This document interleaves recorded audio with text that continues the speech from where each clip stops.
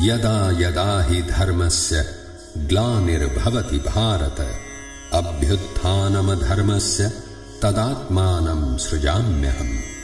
जब जब पृथ्वी पर धर्म का नाश व अधर्म की वृद्धि होती है, तब तब मैं धर्म की पुनः स्थापना के लिए जन्म लेता हूँ। परित्राणाय साधूनां विनाशाय च दुष्कृतां धर्म संस्थापनार्थाय संभवामि युगे युगे।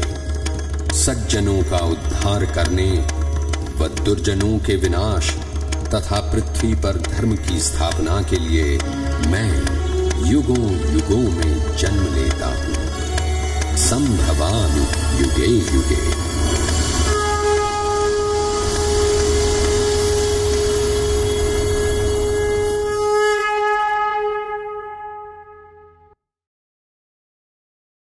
I'll welcome you all on behalf of Lord Krishna।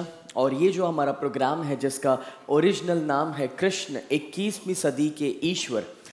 तो दोस्तों, सबसे पहले तो हमने लाइफ ऑफ कृष्ण के टॉपिक में जाना कि कृष्ण भगवान ने सबसे ज़्यादा ऊंचाई को हासिल किया है। यानी कि हमने बात की थी दोस्तों कि भाई जैसे एक नॉर्मल इंसान लाइफ के 3rd लेवल पर जी रहा है या स्वामी विवेकानंद 6th, उसी तरह से अगर कोई इंसान के रूप में आए हो और उन्होंने सबसे ज़्यादा सफलताओं को पाया हो या लेवल्स को पाया हो, तो that was Lord Krishna and that was the 16th level.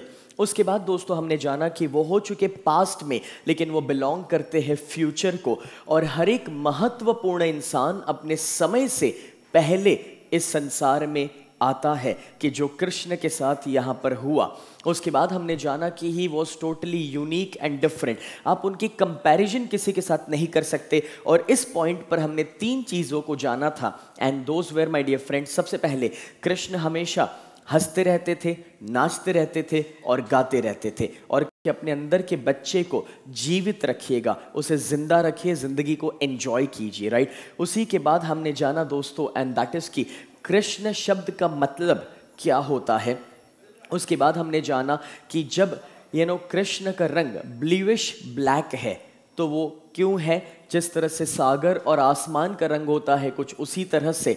And साथ ही साथ मैं आपको कहूँ दोस्तों कि हमने ये भी जाना कि कृष्ण की जो बांसुरी है, फ्लूट, उसके पीछे का ब्यूटीफुल मैसेज क्या था, right.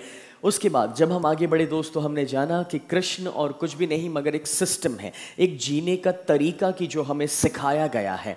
And along with that दोस्तों हमने जाना कि भाई अभी तक के जितने भी धर्म थे वो ज़्यादातर धर्म दुखवादी थे, लेकिन कृष्ण ने कभी कॉम्प्रोमाइज़ या सेक्रीफाइस की बातें नहीं की। उन्होंने तो हमेशा सिखाया कि लाइफ इज़ इन लाइफ, सही ज़िंदगी इस जीवन को जीने में है। और इसके रेफरेंस में मैंने आपको बहुत सारे एग्जाम्पल्स दिए थे, जिसमें से एक छोटा सा एग्जाम्पल ये था दोस्तों कि जो इंसान जो दिखता है उसे स्वीकार नहीं कर सकता, जो तो नहीं दिखता है उसे कैसे स्वीकारेगा, राइट। इसके बाद हमने जाना दोस्तों कि भाई कृष्ण भगवान का जब जन्म हुआ तो उन्होंने उस समय 2 अनुभवों की किया था, रोना और वियोग, राइट। एंड साथ ही साथ हमने बात की थी कि भाई किस तरह से राम भगवान और कृष्ण भगवान में क्या फ़र्क है। और उस फ़र्क को जब हमने जाना तो 2 मेजर चीज़ें थी। एक, उनके खड़े रहने की पोजीशन। दूसरा कि राम भगवान ने जितनी भी लड़ाइयाँ की वो अपने लिए कहीं पर्सनल रीजंस की वजह से थे, लेकिन कृष्ण ने जो भी लड़ाइयाँ की वो ज़्यादातर लोगों के लिए, समाज के लिए थी। उसके बाद दोस्तों हमने देखा कि भाई कृष्ण ने सबसे ज़्यादा दोस्ती को, फ्रेंडशिप को, रिश्तों में इम्पोर्टेंस दिया। और दोस्तों वो कभी ऊंच नीच, छोटा बड़ा नहीं देखते थे। साथ ही साथ हमने जाना कि जब द्वारका में उनका महल बन रहा है, यानी कि द्वारिका बन रही है, तब उन्होंने कहा था कि गोकुल की दिशा में कोई खिड़की या दरवाजे ना रखिएगा, जस्ट बिकॉज वो अपने अतीत को याद नहीं करना चाहते, वो अपने वर्तमान में जीते हैं और भविष्य की तैयारी करते हैं। और दोस्तों हमने जाना था उसके बाद कि he was the best management गुरु। और उसमें हमने कम्युनिकेशन की बातें की थी कि किस तरह से हमें बातचीत करना चाहिए। उसके बाद दोस्तों जैसे मैंने कहा था कि he was the great super hero India could ever had. And the last point जो हमने यहाँ पर डिस्कस किया था दैट वॉज दोस्तों कि भाई कृष्ण की जिंदगी के कितने सारे दुख थे, लेकिन तो भी वो हमेशा खुश रहते थे, तो हमें भी उसी तरह से खुश रहना है। और दोस्तों, जब हम प्रेयर करते हैं, जब हम प्रार्थना करते हैं, तो प्रार्थना में हमें कोई लंबा लिस्ट तैयार नहीं करना है और ना ही दोस्तों हमें कुछ मांगना है, बिकॉज उन्हें पता ही है कि हमें कब क्या चाहिए। बस एक ही चीज़ है दोस्तों, एंड दैट इज हमें हमेशा जो भी मिला है उसके लिए थैंकफुल होना है, द एटीट्यूड ऑफ ग्रैटिट्यूड। दोस्तों, जब ये बात निकली है कि भी भगवान को हमें थैंकफुल होना है, तो एक छोटी सी कहानी मुझे याद आ रही है जो आप सभी से मैं शेयर करना चाहूँगा। दोस्तों, the story is something really beautiful, ध्यान से सुनिएगा, लेकिन हाँ, इसके शब्दों के ऊपर ना जाए, उसके पीछे के मैसेज को समझना ज़्यादा ज़रूरी है। एक बार हुआ कुछ ऐसा दोस्तों कि एक काफ़ी अमीर इंसान, अमीर सेठ जैसे मैं कहूँ, अब ऐसा है कि उनका बिजनेस सेटल हो चुका है, उनकी काफ़ी उम्र हो चुकी है, उनके बच्चे भी बिजनेस में एकदम 100% जुड़ चुके हैं, सब कुछ बराबर चल रहा है। तो उन्होंने सोचा कि क्यों नहीं अब मेरी जो बाकी की ज़िंदगी है मैं उस भगवान की याद में बिताऊं। अब दोस्तों, हुआ कुछ ऐसा कि जब उन्होंने ये सोचा तो वो अपना शहर छोड़ के बाजू के एक छोटे से गांव में चले गए रहने के लिए, और वहाँ पर एक छोटा सा मकान बना लिया। अब जब वो वहाँ पर रहना शुरू किए दोस्तों, तो अब उनका कुछ इस तरह से रहता है कि भी सुबह वो उठते हैं, पूजा प्रार्थना करते हैं, मंदिर जाते हैं, एंड बस वही उनके पूरे दिन में भक्ति भाव में पूरा दिन निकलता है। अब एक दिन रेगुलर टाइम पर जब वो सुबह मंदिर जाने के लिए निकले, तो उनके मन में विचार आया कि क्यों नहीं आज मैं अपने ठाकुर जी के लिए, अपने भगवान के लिए कोई फूल लेकर जाऊं, उनको फूल चढ़ाऊं। जब उन्होंने ये सोचा दोस्तों कि भी मैं उनको फूल चढ़ाऊं, उस समय बीच रास्ते में एक फूल वाला उनको नजर आया। उनके पास एक बढ़िया सा कमल था। उस कमल को जब उन्होंने देखा तो पूछा कि भाई साहब, ये कमल कितने का है? बोले 15 रुपए। चलो फाइन। अब दोस्तों, वो तो एक बिजनेसमैन रह चुके हैं, तो तुरंत तो स्वीकार नहीं लेंगे, तो थोड़ा बार्गेनिंग किया, भाव कम करने की कोशिश की। 5 मिनट, 10 मिनट, 15 मिनट तक बातें हुआ और बाद में फाइनल हुआ 5 रुपए में। चलो ठीक है, अब वो 5 रुपए देने वाले हैं, वो कमल देने वाला है, और उसी दौरान बाजू में वहां पर एक बड़ा सा रथ चला आता है और वहां पर आके रुकता है। और वो जो रथ था दोस्तों, उस रथ में एक नवाब है, वो गांव के जो राजा या नवाब या जो भी हम कहे वो है, और उनके बाजू में उनके साथ एक प्रोस्टिट्यूट है।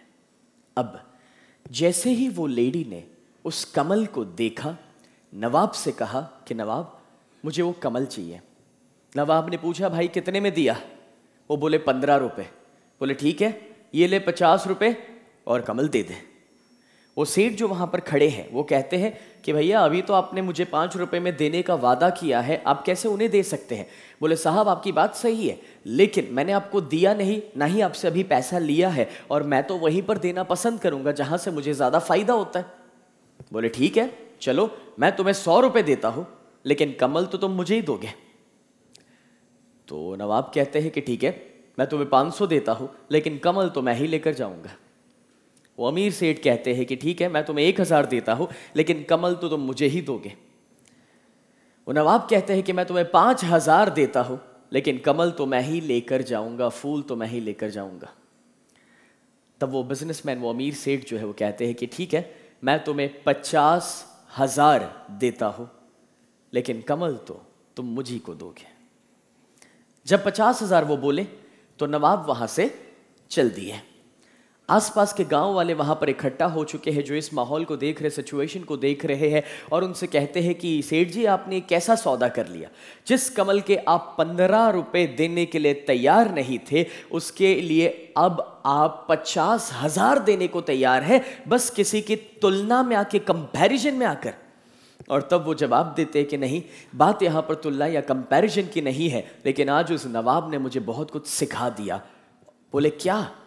बोले उनके साथ एक बहन जो है कि जो उनको सिर्फ एक रात का सुख देते हैं, अगर वो उसकी कीमत 5,000 रुपये लगा सकते हैं, तो जिस भगवान ने, जिस ठाकुर जी ने मुझे पूरी जिंदगी का सुख दिया है, शायद अभी तक तो मैं उनकी कीमत लगा ही नहीं पाया, वैल्यू कर ही नहीं पाया। और बोले 50,000 तो क्या, आज इसके 5 लाख भी देने पड़ते तो भी मैं देकर जाता, क्योंकि आज उन्होंने मुझे एहसास करवा दिया है कि मेरे भगवान ने, मेरे ठाकुर जी ने मुझे कितनी जिंदगी, कितने दिनों का सुख दिया है, कि जिसकी तो मैं तुलना ही नहीं कर पाया, वैल्यू ही नहीं कर पाया। सो दोस्तों, जब अगली बार आप प्रार्थना करें तो कोई सौदा ना किया जाए कि भगवान ये काम कर लेना तो मैं 10 नारियल चढ़ाऊंगा। उससे हमारे कोई 10 नारियल की पड़ी नहीं है, ना ही हमारे फूलों की पड़ी है। बस इतना ही है दोस्तों, एक बार दिल से दिन में याद कर लो तो भी काफ़ी है। वैसे आपको पता है, एक लेटर आपका मेरे घर पे आ गया, तो वैसे मुझे पढ़ना नहीं चाहिए था, लेकिन मैं पढ़ लिया खोल के, तो अभी आपको सुना देता हूँ। लेटर आपके लिए आया था, मेरे घर पे आ गया, so I will share with you, ठीक है। किसका था लेटर मालूम नहीं, वो तो अभी मैं पढ़ता हूँ, आपको पता होना चाहिए ना, क्योंकि आपके लिए आया है तो आप समझ जाओगे किसका होगा। एक बार हुआ कुछ ऐसा, उस लेटर में जो लिखा है वही मैं पढ़ रहा हूँ, आपके लिए लिखा था। कभी आज सुबह जब आप उठे तो मैंने सोचा कि आप सबसे पहले मुझे याद करेंगे, लेकिन जैसे आप उठे तो आपने घड़ी की ओर देखा और आपने देखा कि आप काफ़ी लेट हो चुके हैं, और इसीलिए तुरंत आप भागे तैयार होने के लिए। आप तैयार हुए, इसके बाद जब आप डाइनिंग टेबल के ऊपर बैठे ब्रेकफास्ट लेने के लिए, तब मैंने सोचा कि चलो उसके पहले तो आप मुझे याद करेंगे। लेकिन आपको काफ़ी भूख लगी थी, so at that time you had no option, बड़ा फटाफट खा लिए। और जैसे ही आप खाने के बाद तैयार हो कि घर के बाहर निकले, घर से आप बाहर तो निकले लेकिन वापस अंदर आए, तब मैंने सोचा कि एटलीस्ट अब आपको मेरी याद आई होंगी, आप मुझे मिलने के लिए आए। लेकिन एक्चुअली वो तो आप अपने मोबाइल भूल गए थे जो लेने के लिए आए, और वापस लेकर निकल पड़े अपने ऑफिस की ओर, अपने काम की ओर। जब आप अपने काम के लिए निकले, जैसे ही आप अपने ऑफिस में पहुंचे तो आप इतने सारी जिम्मेदारियों में बिजी हो गए कि आपको कोई और दूसरी बात का ख्याल ही नहीं था। लेकिन जब दोपहर को लंच ब्रेक हुआ, तब मैंने सोचा कि आप शायद अब मुझे याद करेंगे। लेकिन लंच में भी कुछ ऐसा हुआ कि जो भी एक्स्ट्रा टाइम आपके पास था, आपने सोचा, आपने प्रेफर किया कि आपके जो ऑफिस के कलीग्स थे उनके साथ बातें करने के लिए, जो कल रात की IPL मैच थी उसकी बातें करने के लिए आपने समय बिताया। उसके बाद वापस पूरा दिन आपका तो उसी तरह से काम में चले गया, और जब आप घर पे आए तब मैंने सोचा कि जब आप घर पे आए थे उस समय एक टाइम आएगा कि जब अब आप मुझे याद करेंगे। लेकिन उसके बाद जब आप घर पे आए तब तो आप इतने थक चुके थे कि उस समय भी याद करने का कोई आपके पास मौका नहीं था, और तुरंत आप फ्रेश होने के लिए गए। उसके बाद जब आप फ्रेश हुए, आप चेंज किए, हुआ कुछ ऐसा दोस्तों कि उसके बाद जब एक समय आया कि जब मैंने सोचा कि अब तो आपकी थकान भी जा चुकी है, काम भी नहीं, अब टोटली फ्री है, अब तो मुझे याद करेंगे। मगर समहाव उस टाइम पर आपका शाम का वो टीवी प्रोग्राम आने वाला था, और जिसको देखने के लिए आप बिजी हो गए, और टीवी देखते देखते ही आपने डिनर लिया। जब रात को 10-11 बजे आपका टीवी प्रोग्राम ख़त्म हुआ या वो क्रिकेट मैच ख़त्म हुआ, उसके बाद एक टाइम आया कि जब मैंने सोचा कि शायद अब तो आप मुझे याद करेंगे। लेकिन तब तक आप इतने थक चुके थे कि तुरंत आप अपने बेडरूम में गए, लेटे, और तब मैंने सोचा कि शायद अब सोने से पहले एक बार ही सही आप मुझे याद कर लेंगे। बट आप कब सो गए वो तो आपको पता भी नहीं है, क्योंकि आप काफ़ी थक चुके थे। आज दूसरी सुबह हुई है, वापस आप उठे हैं, और वापस मैं इसी तरह से राह देखूंगा कि आप कब मुझे याद करें। ये मुझे नहीं पता किसका लेटर आ गया था, लेकिन आपके लिए था, मेरे घर पे आ गया था, मैंने पढ़ लिया आपके लिए।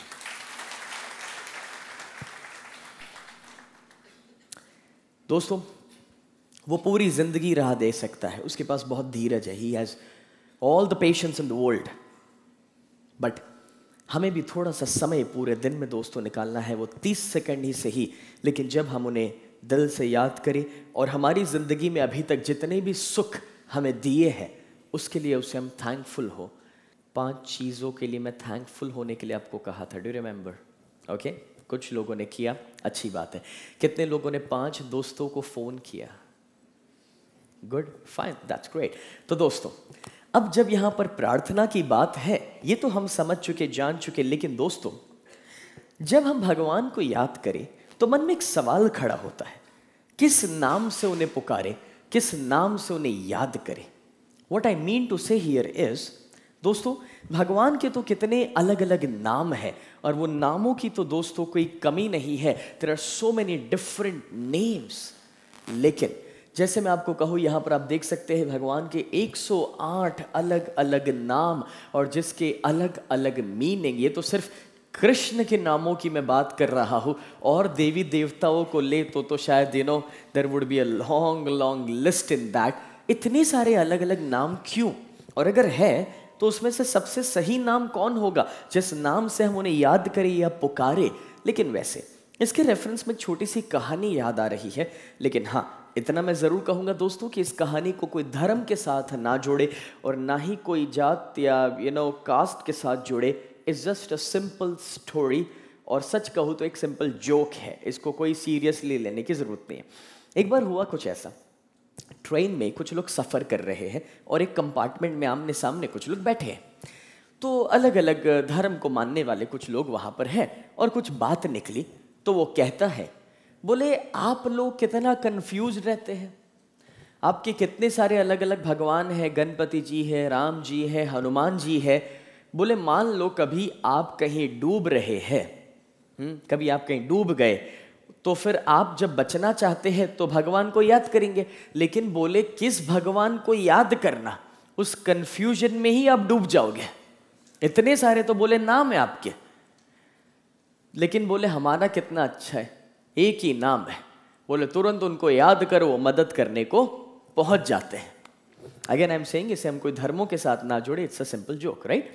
फाइन। तो अब जो सामने बैठा है वो जवाब देता है, चलो बोले इस सिचुएशन को इस तरह से लेते हैं कि आप जो एक ही नाम में मानते हैं वैसे 10 लोग डूब रहे, और हम जो बहुत सारे नामों में मानते हैं वैसे 10 लोग डूब रहे। अब बोले वो 10 लोग जब हम हैं, अब देखो मान लो आप सब 10 एक ही भगवान को याद करेंगे तो आपके भगवान भी तो कंफ्यूज हो जाएंगे ना, भी पहले किसको बचाने जाना, तो उसमें 2-3 तो रह जाएंगे भाई। और बोले हम अपनी बात करें, अब कोई राम को याद करता है, कोई कृष्ण को, कोई हनुमान को, कोई गणपति को। अभी होता ये है कि अंदर है ना, ऊपर हमारा पूरा एक एसोसिएशन है, तो अंदर अंदर सब सेटलमेंट हो जाते हैं, भी तो उसको बचा मैं इसको लेने जाता हूँ, है ना, तो कोई प्रॉब्लम नहीं है, एवरीथिंग इज सेटल्ड देयर। सो दोस्तों हम वापस आते हैं नामों के ऊपर कि नाम तो अनेक है, नामों की तो कोई कमी नहीं है दोस्तों। और जब यहाँ पर कृष्ण बात कर रहे हैं कि भी उन्हें मथुरा छोड़कर द्वारिका जाना चाहिए, यानी कि द्वारिका बनानी चाहिए, तब कुछ लोग वहाँ पर सहमत नहीं है इस बात को लेकर। और ख़ास करके जब वहाँ पर बात ये हो रही है कि भाई लड़ाई के दौरान उन्हें वहाँ से कहीं जाना पड़ेगा, तो उस सिचुएशन में तो वासुदेव जी जो उनके पिता है वो उन्हें कहते हैं कि बेटा अगर तुमने ये किया तो लोग तुम्हें रणछोड़ श्री के नाम से पुकारेंगे। और तब कृष्ण बढ़िया सा जवाब देते हैं कि नामों में क्या धरा है, नाम तो पुकारने का एक साधन है, लोग चाहे मुझे जिस भी नाम से पुकारेंगे, रहूंगा मैं वही जो मैं हूं। It's very beautifully said my dear friends, and that is नाम। सिंपल बात है दोस्तों, जब हम अपना 2 व्हीलर या 4 व्हीलर खरीदते हैं तो उसकी आइडेंटिटी के लिए उसको एक नंबर प्लेट दिया जाता है। उसी तरह से जब इस शरीर का जन्म होता है तो उसकी आइडेंटिटी के लिए उसे एक नाम दिया जाता है। It's nothing different than that. दोस्तों ये तो सिर्फ हमारी पहचान है, हम वो नहीं है। और किसी को भी, फॉर एग्जाम्पल दोस्तों, आप किसी को सूरज कहे तो सूरज नाम दे देने से वो सूरज जैसा नहीं बन जाता, और ना ही दोस्तों किसी को आकाश नाम देने से वो आसमान बन जाता है। What I am trying to say is, नाम पुकारने का एक साधन है। आप कोई भी नाम ले, it doesn't matter my dear friends. और इसीलिए यहाँ पर भगवान कहते हैं कि भाई लोग मुझे चाहे जिस भी नाम से पुकारेंगे, लेकिन जब मुझे ऐसा लगेगा कि पुकारने वाला मुझे पुकार रहा है तब मैं अवश्य बोलूंगा। यानी कि दोस्तों कोई भी नाम से उन्हें पुकार सकते हैं, उसे कोई फर्क नहीं पड़ता। Krishna was very intelligent, I tell you दोस्तों, कि वो हमेशा, आप देखिए, पूरा डिसीजन पास कर दिया, सब कुछ हो गया, लेकिन तो भी दूसरों को जो मान सम्मान देना है, बोले नहीं अभी बाकी आप डिसाइड करो, क्योंकि उनसे भी कोई बड़े वहां पर है, right? So he is very much powerful in his words, right? तो दोस्तों जैसे हम यहाँ पर जाने कि भी आप कोई भी नाम से उन्हें पुकार सकते हैं, उसे कोई फर्क नहीं पड़ता, तो बस दिल से पुकारो। और जब इतने सारे नामों की हम यहाँ पर बात कर रहे हैं, उन्हें याद करने की बात कर रहे हैं, अब जो मैं आपको बताने वाला हूँ वो कृष्ण भगवान की जिंदगी की कुछ यूनिकनेस है, एंड दैट इज, अब जो मैं आपको बताने वाला हूँ दोस्तों, वो अमेरिका की कुछ यूनिवर्सिटीज़ में उनके ऊपर जो रिसर्च हुआ था उनकी ज़िंदगी को लेकर, उसके रेफरेंस में कुछ बातें हैं जो अभी मैं आपसे शेयर करने वाला हूँ। एंड दैट इज दोस्तों, सबसे पहले तो क्या आपको ये पता है कृष्ण भगवान का जो बचपन था वो सिर्फ 7 साल का था? यानी कि मैं आपको समझाता हूँ दोस्तों। यहाँ पर जो बताने की कोशिश है वो ये है कि उनका जब जन्म हुआ वो वहाँ पर माँ यशोदा के पास गए और उनका वहाँ पर जो बचपन बीता वो सिर्फ 7 साल तक वहाँ पर गोकुल में रहे। ये समझना बहुत ज़रूरी है, बिकॉज काफ़ी सारे लोग क्या समझते पता है, बोले कृष्ण ने तो रासलीला खेली, कृष्ण तो गोपियाँ रखते थे, तो बोले सर हम भी तो रासलीला कर सकते हैं, हम भी तो गोपियाँ रख सकते हैं। ये जो सोचने वाले लोग हैं उनके लिए ये बहुत ही परफेक्ट जवाब है, एंड दैट इज शायद उन्हें ये मालूम नहीं कि कृष्ण तो 7 साल की उम्र तक ही रासलीला खेले या गोपियों के साथ थे, तब तक तो वो छोटे बच्चे थे दोस्तों। He was a small kid my dear friends, and 8वें साल तो उन्हें गोकुल छोड़ के जाना पड़ा था मथुरा। क्यों, उसके ऊपर मैं कुछ समय के बाद आता हूं, लेकिन उन्होंने जो भी दोस्त रखे, जो भी वो खेले, जो भी गोकुल में किया या जो भी गोपियां थी, रासलीला, वॉटेवर, वो तो सिर्फ 7 साल की उम्र तक। अब आप कहेंगे नहीं सर, हमने तो उस फिल्म में देखा था कि कृष्ण काफ़ी बड़े बताए थे या उस जगह पर देखा था। But I tell you my dear friends, वो तो क्या होती है, जितनी भी फिल्में हैं वो रेफरेंस के लिए है। 100% सच तो वो भी नहीं है, बिकॉज हजारों सालों जो पहले हुआ था वो तो एक जगह से कहीं पढ़ा और उसके रेफरेंस में एक फिल्म बना दिया है, but that can not be the truth all the time, right. और ये जो मैं आपको बता रहा हूँ वो लिटरली उसके ऊपर रिसर्च हो चुका था उनकी जिंदगी को लेकर, जिसमें से ये बात बताई गई है। तो हम समझ सकते हैं दोस्तों कि 7 साल की उम्र तक नटखट रहना या मस्ती करना, शैतानियाँ करना, it's viable, 100% is viable. Something more, वैसे ना कभी कभी क्या होता है पता है, मैं लोगों के घर जाता हूँ, जैसे कोई मुझे इनवाइट करते, कभी किसी के वहाँ जाना हुआ। अब क्या होता है, उनके घर में मैं गया, बातें हुई, कुछ खाया, फाइन, एंड फिर वो पूरा घर दिखाते सर ये हमारा मंदिर है और बोले हम कृष्ण में बहुत मानते हैं, समथिंग। फिर जब मेरा जाना रहता है उसके पहले कुछ तो मुझसे पूछेंगे, राइट, क्योंकि खाना खिलाया है तो वसूल तो करेंगे ना, तो भाई स्नेह से कुछ तो पाना है, चलो ठीक है। तो कुछ ना कुछ उनकी फैमिली प्रॉब्लम्स को लेकर सवाल पूछेंगे जिसके मुझे सॉल्यूशन देने हैं। और ज़्यादातर घरों में जो सवाल आते हैं वो यही, सर हमारा बच्चा जो है ना हमारी बातें सुनता नहीं है, बहुत ही नटखट है, शैतानियाँ करते रहता है, कभी पढ़ाई पे ध्यान नहीं देता, ये वो समथिंग। पूरा सुनने के बाद कभी कभी मुझे इतना ही कहना पड़ता है कि या तो आप कृष्ण में मानना बंद कर दो, या तो आप ये कंप्लेन करना बंद कर दो कि आपका बच्चा शैतान है, बिकॉज दोनों कॉन्ट्राडिक्टरी होगा ना। सोच कर देखिए दोस्तों, अगर आप कृष्ण में मानते हैं तो अपने बच्चे को कृष्ण बनने दो ना भाई, उसको मस्ती करने दो, शैतानियां करने दो, कृष्ण ने वही तो किया था, व्हाट्स द प्रॉब्लम। और या फिर अगर आप वो नहीं चाहते तो कृष्ण में मत मानो। यही तो प्रॉब्लम है दोस्तों कि हम इवन भगवान को भी है ना उतने ही स्वीकारते हैं जितना हमें सही लगता है। सोच कर देखिए, उन्हें भी 100% नहीं स्वीकार पाते, right. So now let's come back to our point. तो दोस्तों वो 7 साल की उम्र तक गोकुल में रहे उनका बचपन, एंड 8वें साल उन्हें मथुरा जाना पड़ा क्योंकि मामा कंस ने उन्हें वहां पर बुलवाया। जब वहां पर बुलवाया दोस्तों, तो जब वो वहां पर जा रहे थे, सिचुएशन कुछ ऐसा है, माहौल कुछ ऐसा है कि जब गोपियों को पता चला कि कृष्ण जा रहे हैं और उन्हें यह भी पता है कि शायद अब वो वापस ना भी आए, अब वो उन्हें रोकने की कोशिश करेंगे तो शायद वो नहीं रुकने वाले, वो उन्हें पता है। तो वो सब जाते हैं राधा जी के पास और राधा जी से कहते कि राधा तुम्हें पता है कि कहाना जा रहा है, तो जाओ तुम जाके उसे रोको, वो तुम्हारी बात नहीं टालेगा। हुआ कुछ ऐसा दोस्तों कि जब एक छोटे से रथ में जब कृष्ण जा रहे हैं तो बीच रास्ते में, अब कोई उन्हें लेने आया है मथुरा से और उनके साथ जब वो जा रहे तो बीच रास्ते में राधा जी आते हैं। जब राधा जी आते हैं वो रथ रुकवाते हैं, कृष्ण रथ रुकवाते हैं। रथ से जब नीचे उतरने जा रहे हैं तो जो उन्हें लेने के लिए आए थे वो पूछते हैं कि कृष्ण कौन है ये। अब राधा का इंट्रोडक्शन वो किस तरह से देते हैं वो देखिए। वो कहते हैं कि भाई जब लोगों को तकलीफ होती है, जब लोग कोई दुविधा में होते हैं, जब लोग कोई दुख में होते हैं, जब लोगों को सवाल होते हैं, तब वो सभी मेरे पास आते हैं। और जब मुझे कोई तकलीफ या दुख या कोई प्रॉब्लम होता है तब मैं उनके पास जाता हूँ। ये था राधा जी का इंट्रोडक्शन कृष्ण के द्वारा।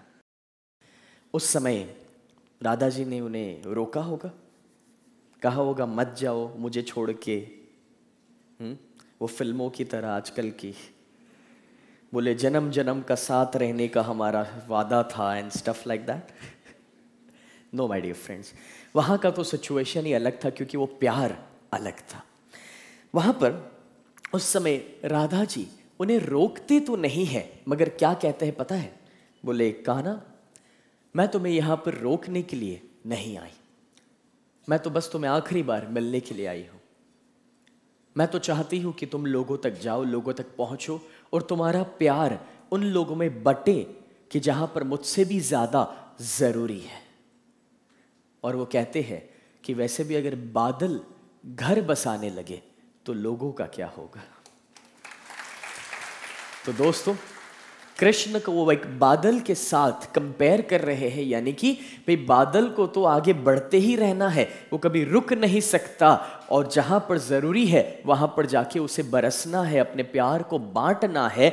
और कृष्ण को इस तरह से कंपेयर करते हैं। Just imagine my dear friends कि उनका प्यार का डेफिनेशन क्या है और अपना प्यार का डेफिनेशन क्या है।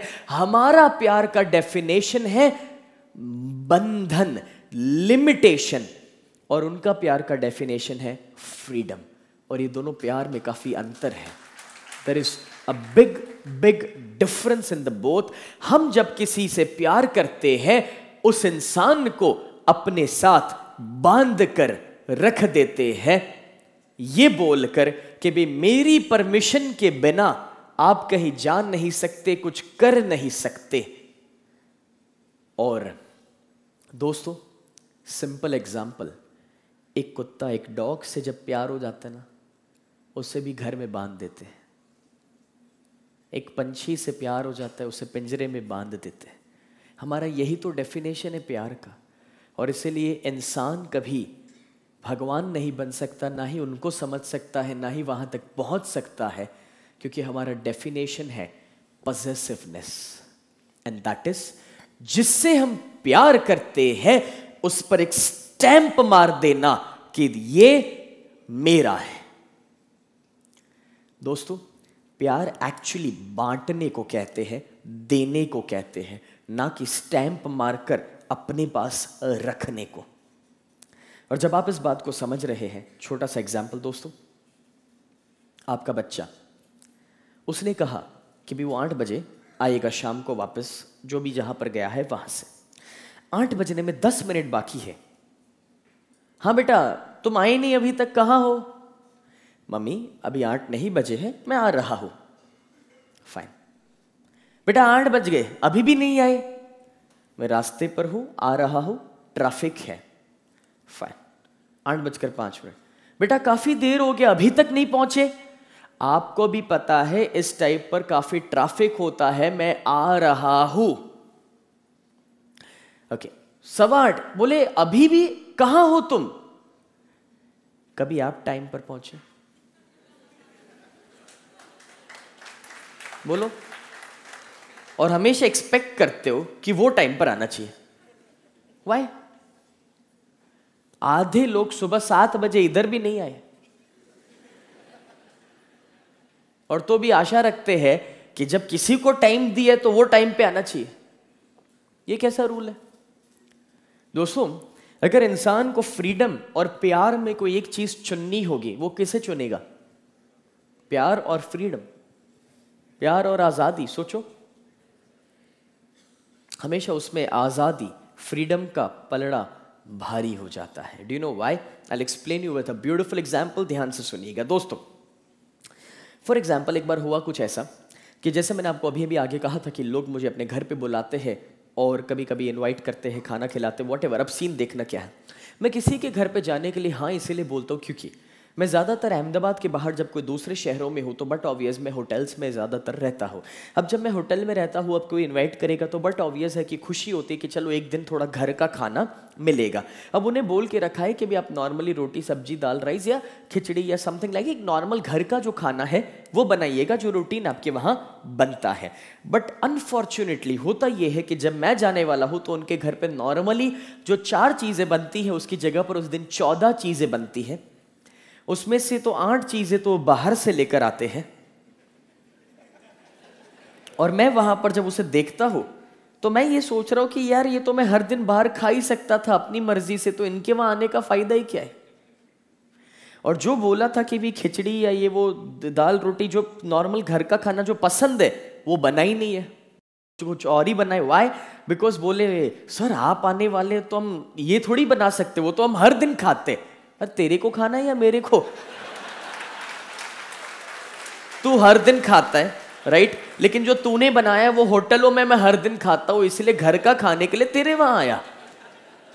चलो तब तक ठीक है। अब मेरा हालत देखना, जब खाने के लिए बैठते हैं इतना बड़ा थाली तैयार करके लेकर आते हैं और इतनी चीजें उसमें भर के लेकर आते हैं कि जो वो दे रहे हैं ना उसमें भर रहा है, उसको भी मालूम है कि उसका पूरा परिवार साथ बैठ के खाएगा तो भी खत्म नहीं कर सकता।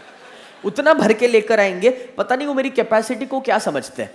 चलो ठीक है, अभी टेबल पे रखा। अब मैं पहले से ही ना दूसरी एक प्लेट मंगवाकर आधी चीजें कम कर देता हूँ। मुझे पता है जो मैं नहीं खा सकता उतना हटा ही देता हूँ और जो खा सकता और जो मुझे पसंद है उतना प्लेट में रखता हूँ। चलो खाना शुरू किया, अभी तो एक निवाला मुंह में गया नहीं। सर आप ये लेंगे, सर आप वो लेंगे। अरे भाई खाने देना शांति से, कुछ चाहिए तो मैं बोल सकता हूँ, आई कैन स्पीक राइट, मैं मंगवा लूंगा, लेट मी ईट।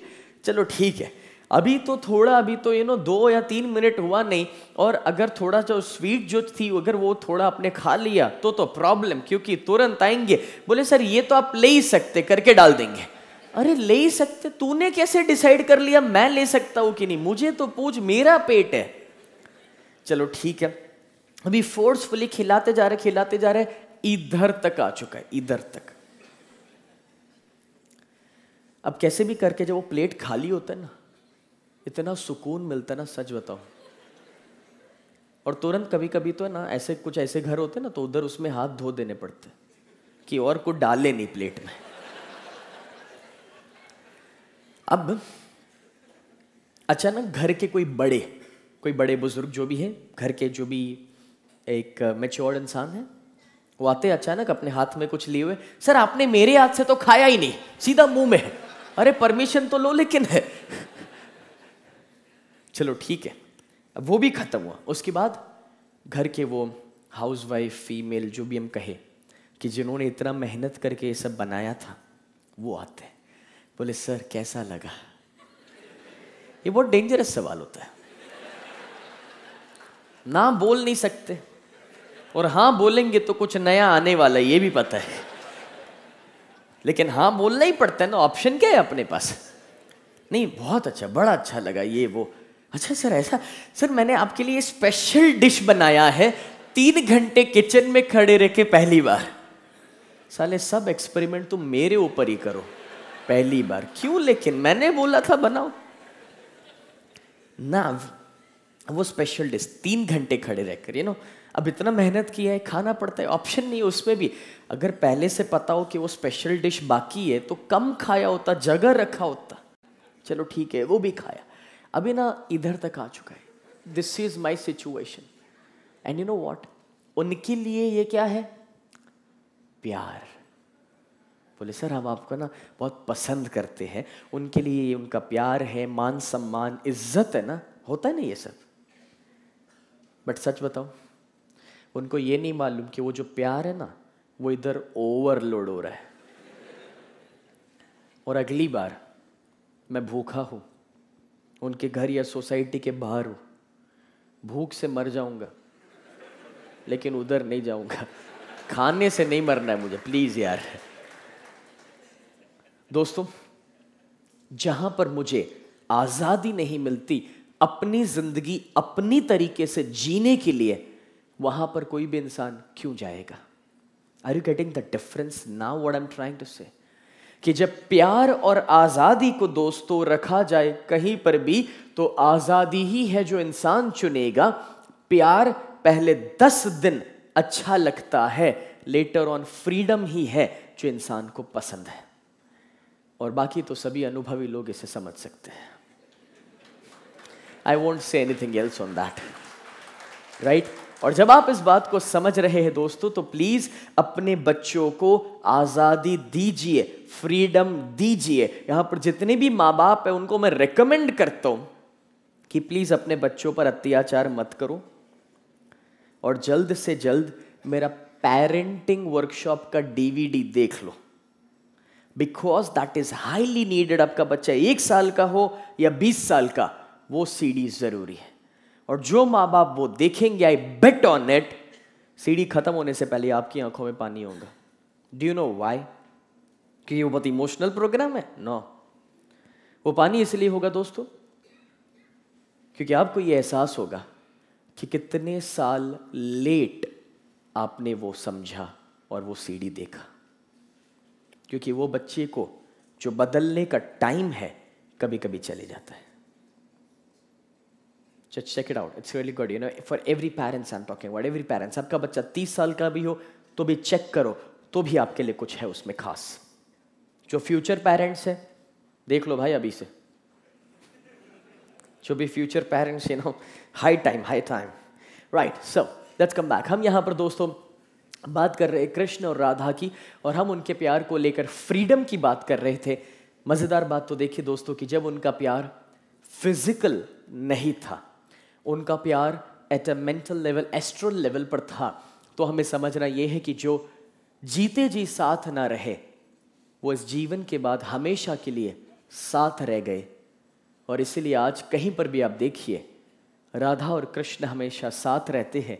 और मज़ेदार बात तो यह है कि जब कृष्ण को याद किया जाता है तो पहले राधा को याद किया जाता है। कहीं पर कृष्ण राधा सुना, बोलना भी अजीब लगता है। It's always Radhe Krishna, right? So that's the importance of that love, of that relationship दोस्तों, जो हमें यहाँ पर समझना है। आज़ादी, फ्रीडम, ओके। एंड जब वो गए दोस्तों मथुरा, कंस वध किया, उसके बाद वो अपने गुरु के पास गए आश्रम में पढ़ाई करने के लिए, सीखने के लिए। अब वो कौन से गुरु के पास गए? उनके गुरु का नाम क्या था, कौन बताएगा? गुरु सांदीपनी। यस, तो वो सांदीपनी आश्रम गए दोस्तों। और जब वो सांदीपनी आश्रम गए, हुआ कुछ ऐसा कि सांदीपनी आश्रम अवंती शहर में था, और अवंती शहर की जहाँ पर वो आश्रम में गए, वहाँ पर सुदामा थे, बलराम जी थे, वहाँ पर वो गए। एक बात बताओ, कृष्ण को गुरुकुल या आश्रम में जाने की ज़रूरत क्या थी? वो तो खुद ही भगवान है, उन्हें कुछ सीखना ज़रूरी नहीं है, लेकिन तो भी वो गए क्योंकि यहाँ पर जितने भी यंगस्टर्स हैं, बच्चे हैं, हम सभी को वो ये सिखाना चाहते हैं कि भाई हमें कितने भी इंटेलिजेंट हो, लेकिन लाइफ में स्कूलिंग यानी कि एकेडमिक्स ज़रूरी है। It's part of the life. ये सबको एक बार तो जाना ही है। आप कितने भी इंटेलिजेंट हो, उससे कोई फर्क नहीं पड़ता। आपको पता है दोस्तों, कृष्ण कितने समय के लिए वहां पर रहे थे सांदीपनी आश्रम में? सोचो।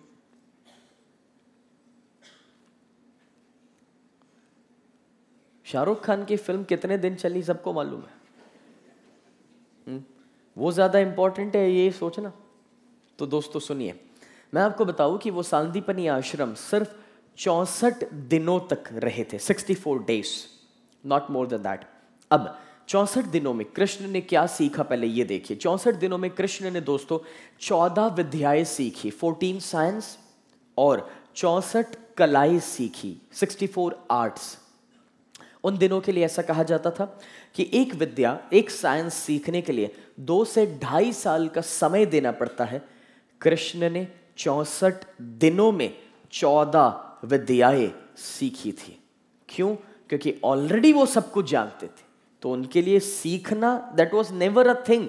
बट स्टिल वो गए, स्टूडेंट बने, किसी को गुरु बनाया, क्योंकि वो हमें ये बताना चाहते हैं कि जिंदगी में स्टूडेंट बनकर सीखना बहुत ही ज्यादा आवश्यक है हर एक की जिंदगी के लिए।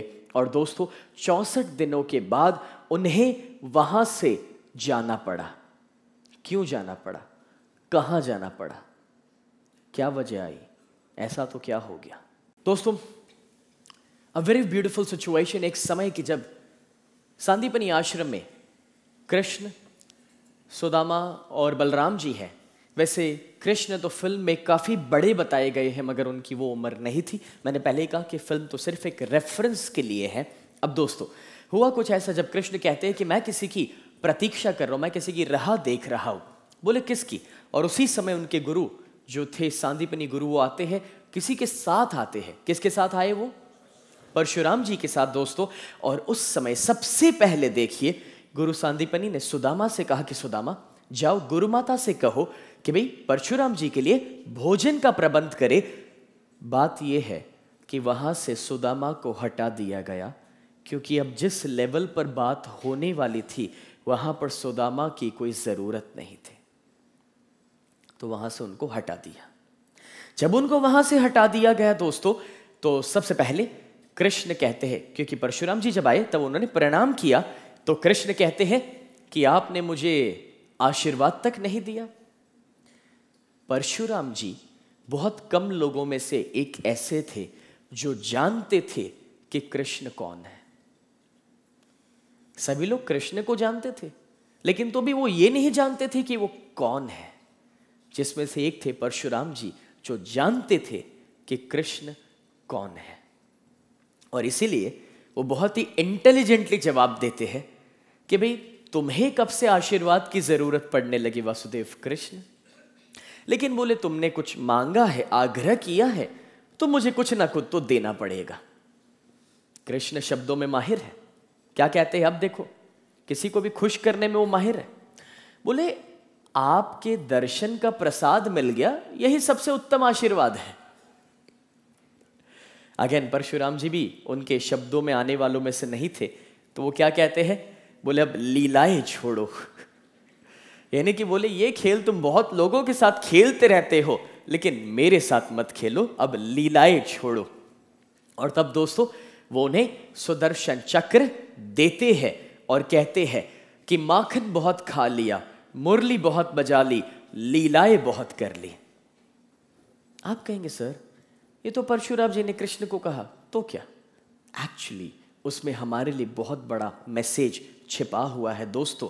एंड द मैसेज इज, माखन बहुत खा लिया। हम सब लोग माखन तो नहीं खाते दोस्तों, लेकिन हाँ, हमारी जिंदगी का कितना सारा समय हम उस बातों में बिता देते हैं कि भाई आज कौन सी अच्छी रेस्टोरेंट में हम जाएंगे खाना खाने के लिए। For example, if it's a Saturday evening या संडे इवनिंग, ऑलमोस्ट फैमिली में 1 घंटे तक डिस्कशन चलते रहता है कि आज कौन सी अच्छी रेस्टोरेंट में हम जाएंगे। या फिर फॉर एग्जाम्पल कहीं पर गए तो सैटरडे इवनिंग संडे इवनिंग 1 घंटे वेटिंग में समय चले जाता है, फिर 1 घंटा खाना खाया, फिर वापस आए, सब मिला के 3 से 4 घंटे का समय सिर्फ खाने के लिए हम बिता देते हैं। या घर पे शाम को क्या बनाना, उसके लिए कितना बड़ा डिस्कशन होता है। चलो वो छोड़ो, ये प्रोग्राम यहां पर खत्म होगा 9 बजे। मान लो आज संडे का दिन है, छुट्टी का दिन, और आपने सोचा कि आज घर पे नहीं, कहीं बाहर ही सुबह सुबह नाश्ता कर लेंगे, ब्रेकफास्ट कर लेंगे। तो यहां से भी बाहर निकलने पर हम कितना सोचेंगे यार कहां जाए तो अच्छा सुबह सुबह नाश्ता मिलेगा, गरम गरम कुछ ब्रेकफास्ट मिलेगा। You see, we waste so much of time in thinking about what to eat and what not. My dear friends, कभी कभी कुछ लोगों को देखकर ऐसा लगता है कि ये जी रहा है खाने के लिए। जो लोग खुश हो रहे हैं उनके घर पे कोई ऐसा हो सकता है, वो पता लगता है आपके एक्सप्रेशन से। Just kidding, but the point is दोस्तों, हम जानते हैं कि काफी सारे लोग ऐसे ही जिंदगी जीते, ऐसे ही लगता है कि वो खाने के लिए जी रहे हैं, सुबह शाम खाने की बातें होती है। चलो तब तक ठीक है। मैंने कितने सारे ऐसे लोगों को देखा है कि जब भी आप उनको कोई भी खाना दो, हमेशा उसमें कुछ ना कुछ गलतियां निकालते रहेंगे, खामियां ढूंढते रहेंगे, कमियां बताते रहेंगे। I really don't understand why. आप में से अगर कोई यहां पर जिनको ये आदत है खामियां ढूंढना, खाने में गलतियां ढूंढना, ये बराबर नहीं है, वो बराबर नहीं है, ये कहते रहना, बेस्ट आइडिया देता हूं आपको, खुद बनाओ।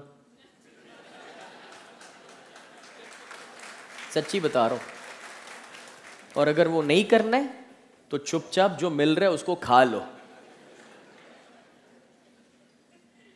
अच्छा है आपको घर वाला मेरे जैसा नहीं मिला है, वरना मैं सुनूं ही नहीं। Do you know why? Just because जो खाने की बुराई करता है, जो खाने का इंसल्ट करता है दोस्तों, ऐसा कहा जाता है, अपने बाप दादा बोला करते थे कि उसे कभी खाना नसीब नहीं होता। अब आप कहेंगे नहीं नहीं सर, हमको तो हम पैसा कमाइए। बात यहाँ पर पैसों की नहीं है, बात ये नहीं है कि आप कैसे ज़िंदगी जी रहे। बात ये है कि जब आप खाने की बुराई करते हैं, जब आप अन्न की एक एक दाने की बुराई कर रहे हैं दोस्तों, तो आपको खाना नसीब नहीं होता। मतलब ये है कि भविष्य में कभी कोई ऐसा दिन आ सकता है जब कोई तकलीफ आए, वो ना सही, लेकिन जब अगला जन्म भी आपका होगा तभी भी कोई ऐसी तकलीफ वाले परिवार में आपका जन्म हो सकता है। वो जो भी हो, मैं नहीं जानता क्या होगा, लेकिन मुझे इतना ज़रूर पता है दोस्तों कि जो खाने की बुराई करता है उसे खाना नसीब नहीं होता। शायद ऐसा भी हो सकता है कि कुछ सालों के बाद कोई ऐसा बीमारी हो जाए कि वो खा भी ना सके। कैंसल, मैं किसी के लिए नहीं सोचूंगा, ना कहना चाहूँगा, बट दोस्तों ये सच है। मेहरबानी करके प्लीज़ खाने की कभी बुराई ना करें, उसका इंसल्ट ना करें। जो मिल रहा है खुशी खुशी उसे स्वीकारे, एक्सेप्ट एज इट इज। कुछ पसंद ना आया हो ना, मत खाओ, कम खाओ, लेकिन एटलीस्ट बोलो मत बुरा उसके बारे में। That is important. कम खा के जब बाहर जाओ तब कुछ और खा लेना, that's okay, what you prefer, but at least जो बना रहे हैं उनके लिए भी एक बार बोलो मत कि वो बुरा है। उनकी खुशी के खातिर भी उनको बता सकते हैं this is good, you know, और इतना कह सकते हैं कि ये तो अच्छा ही है, मगर अगली बार जब आप ये चीज बनाए तो इसमें थोड़ा सा मिर्च इस तरह से डालिएगा या नमक, तो और अच्छा बन सकता है। हाँ, ये जरूर आप कह सकते हैं, मगर बुराई करना, खामियां निकालना, this is not the solution for anything, right? So मैं यहां पर बता रहा था कि माखन बहुत खा लिया, मुरली बहुत बजा ली। आप कहेंगे सर हमारे पास मुरली नहीं है, बट माय डियर फ्रेंड्स, आपके पास मुरली नहीं है मगर आपके पास वो एक मोबाइल फोन है जिसमें से डिजिटल मुरली बजता है। वो हर समय बजते रहता है, यू नो, हर समय बजते रहता है। और वो मोबाइल फोन हमारी जिंदगी में एक लिमिटेशन का काम कर रहा है, एक बंधन का काम कर रहा है, बिकॉज आज हमारी जिंदगी वो मोबाइल की वजह से सच बताओ बहुत स्ट्रेसफुल हो गई है। आई मीन एवरी 10 मिनट्स वो आवाज करता है और मानो या ना मानो इधर ब्लड प्रेशर ऊपर नीचे होता है। That happens all the time because you know mind has been programmed for that। हर समय वो स्ट्रेस देता है, जितनी बार वो बचता है कुछ ना कुछ स्ट्रेस हमारे अंदर आता है दोस्तों। अब वो मोबाइल बोलो, इंटरनेट बोलो, कंप्यूटर्स बोलो, जो भी बोलो, मगर एक बात तो है दोस्तों कि जितना भी हम ये मॉडर्न टेक्नोलॉजी के साथ जी रहे कि जो बनी थी हमारी जिंदगी आसान करने के लिए, हमें फ्री करने के लिए, वो हमें सबसे ज्यादा बिजी रख रहा है। जो बना था हमें फ्री करने के लिए वो हमें सबसे ज्यादा बिजी रख रहा है।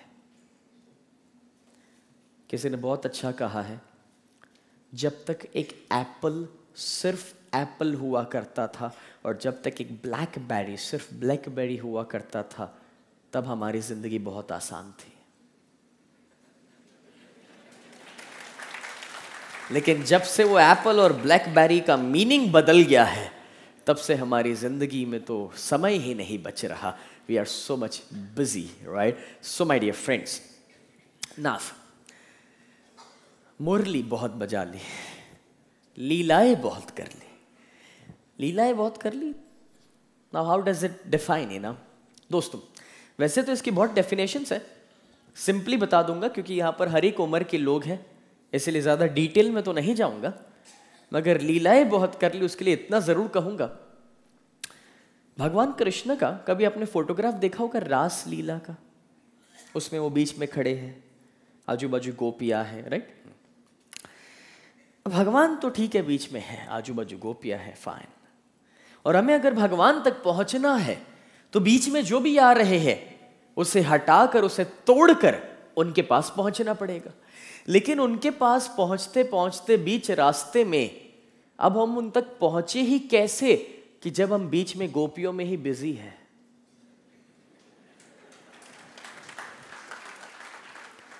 इसलिए मैंने कहा कि इससे ज्यादा डिटेल में तो नहीं लेना चाहूंगा।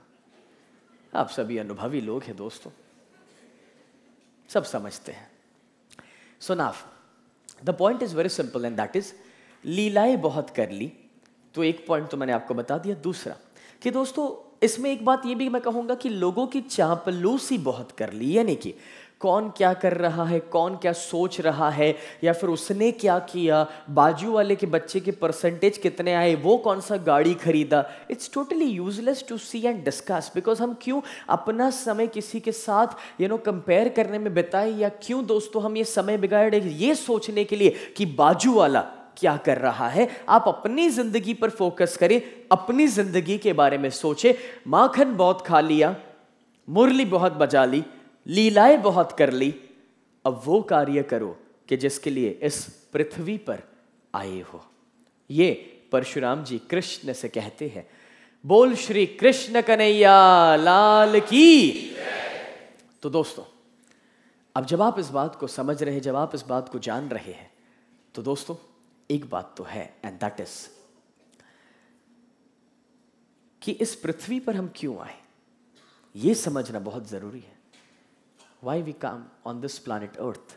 हम सभी को इस संसार में भेजा जाता है कोई ना कोई जिम्मेदारियों के द्वारा, कोई ना कोई दोस्तों यहां पर हमें पर्पस के द्वारा भेजा जाता है। और जो अपने जिंदगी का वो सही पर्पस, जो अपनी जिंदगी का वो सही मिशन नहीं जान पाया, वो दोस्तों कभी ये नहीं समझ पाएगा कि उसे जिंदगी में क्या करना है। उसकी जिंदगी एक कटी पतंग की तरह होती है, यानी कि सुबह हुई, हवा आई, चल दी है।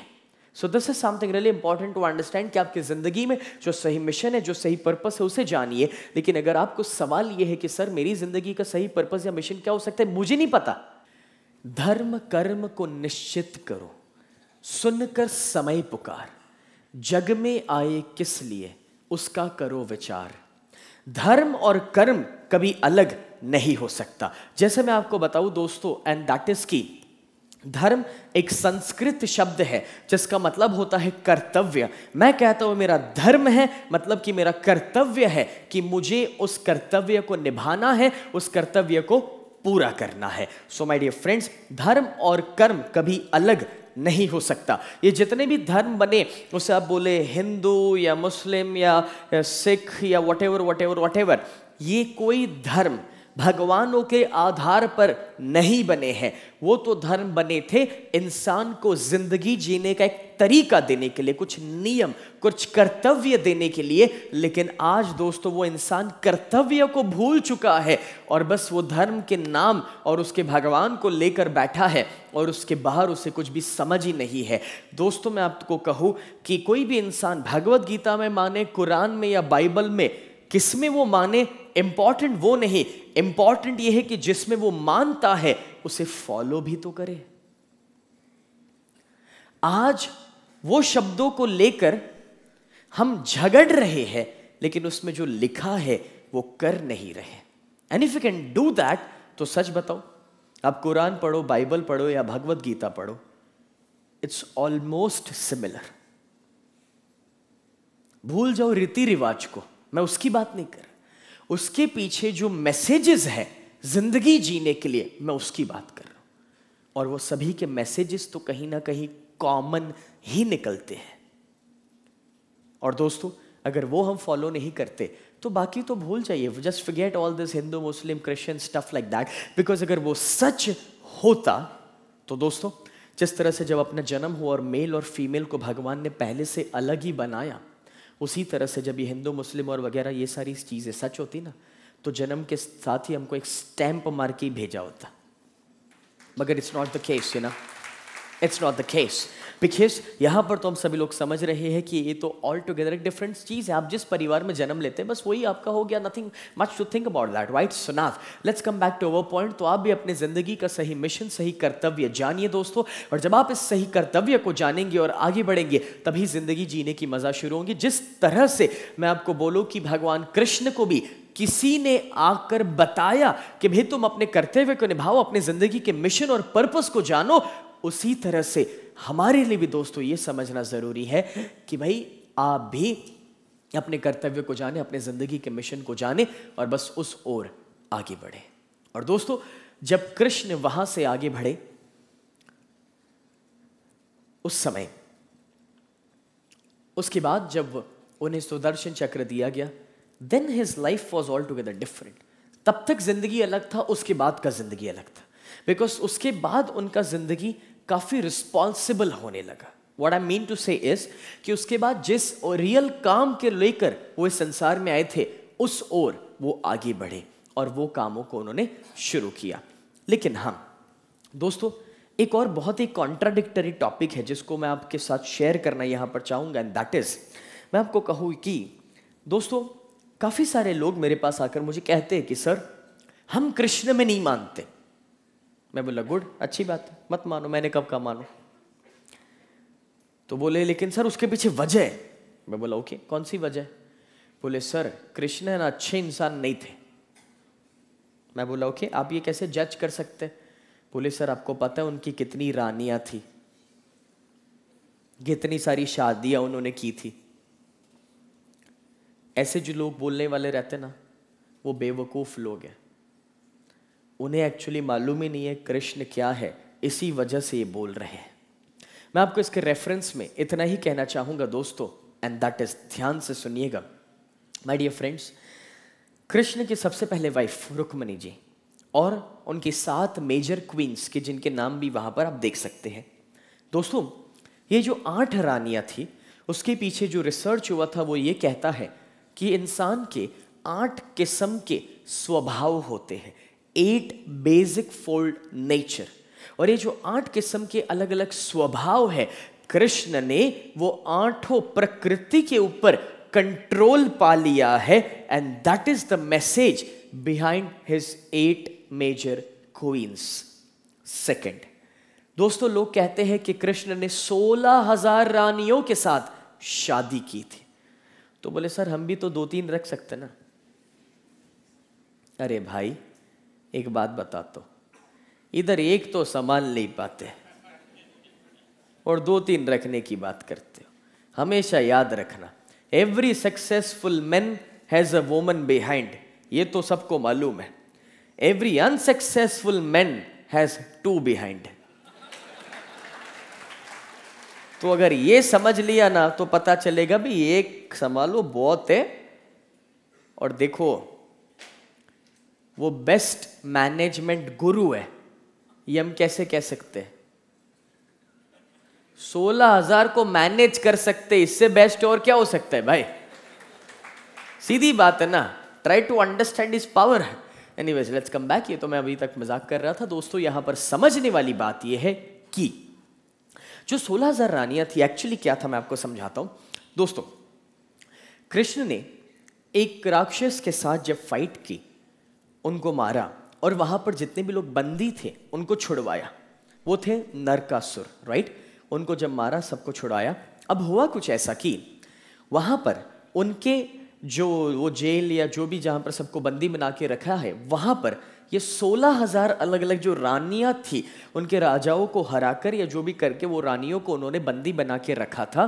तो इन दैट केस हुआ ये कि जब वो 16,000 रानियां वहां से आजाद हुई, सबसे बड़ा प्रॉब्लम ये आ गया कि अगर वो रानियां अब अपने राजा के पास वापस जाएंगी तो क्या वो उन्हें स्वीकारेंगे? शायद नहीं। अगर वो अपने समाज में वापस जाएंगी, सोसाइटी में, तो क्या उन्हें मान सम्मान मिलेगा कि जो कहीं पर बंदी रहकर रह चुके हैं? शायद नहीं। और दोस्तों इस बार कृष्ण नहीं चाहते थे कि जब वो राम के रूप में संसार में थे और जो हुआ वो हिस्ट्री रिपीट हो। Do remember history? राम के रूप में जब वो संसार में थे, कहीं से उन्हें कहना पड़ा कि भाई अग्नि परीक्षा दो। कि जबकि माँ सीता को भी दोस्तों हम समझते हैं कि वो कितने पवित्र थे, everything was there, but still ये जो अग्नि परीक्षा की बात आई, नहीं चाहते थे कृष्ण की वो हो।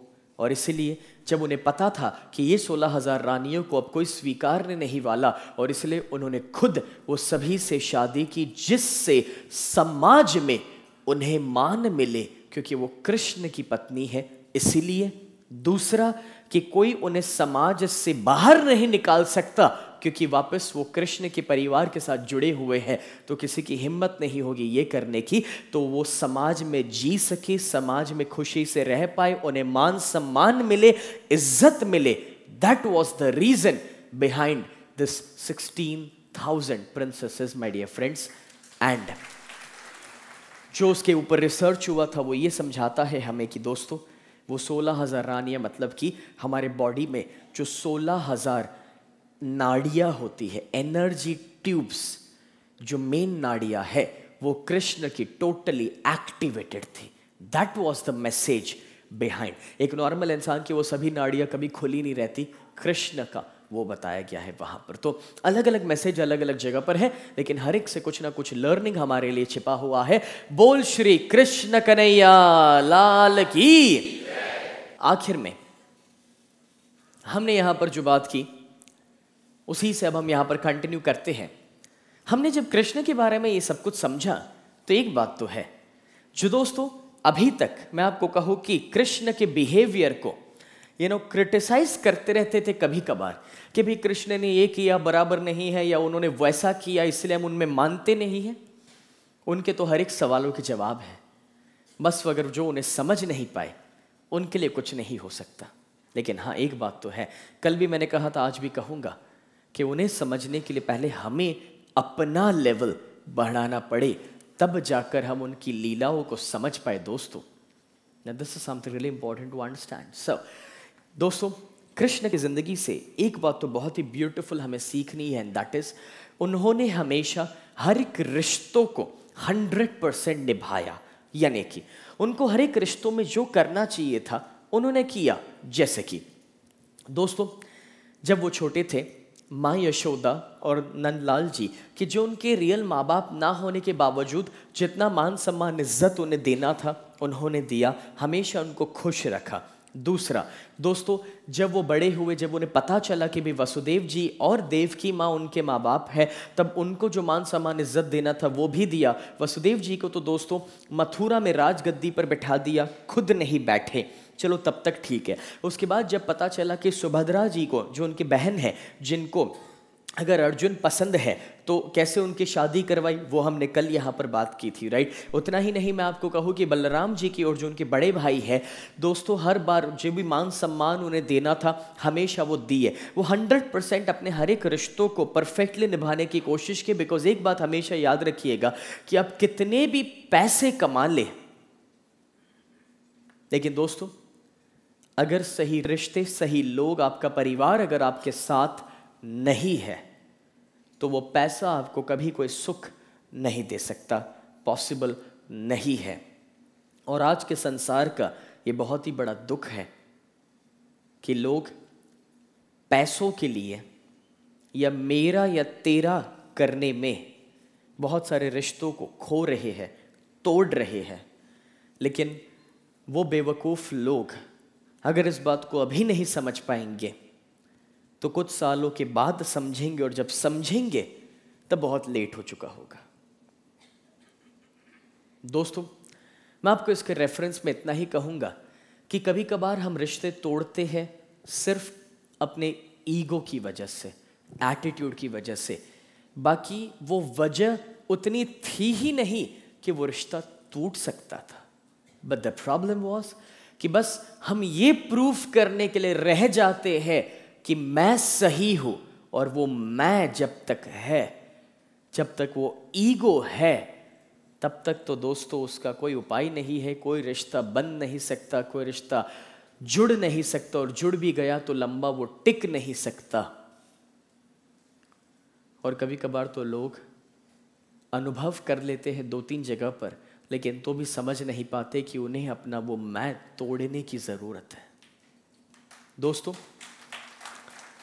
एक छोटा सा एग्जाम्पल आप सभी से मैं शेयर करता हूं इसके रेफरेंस में।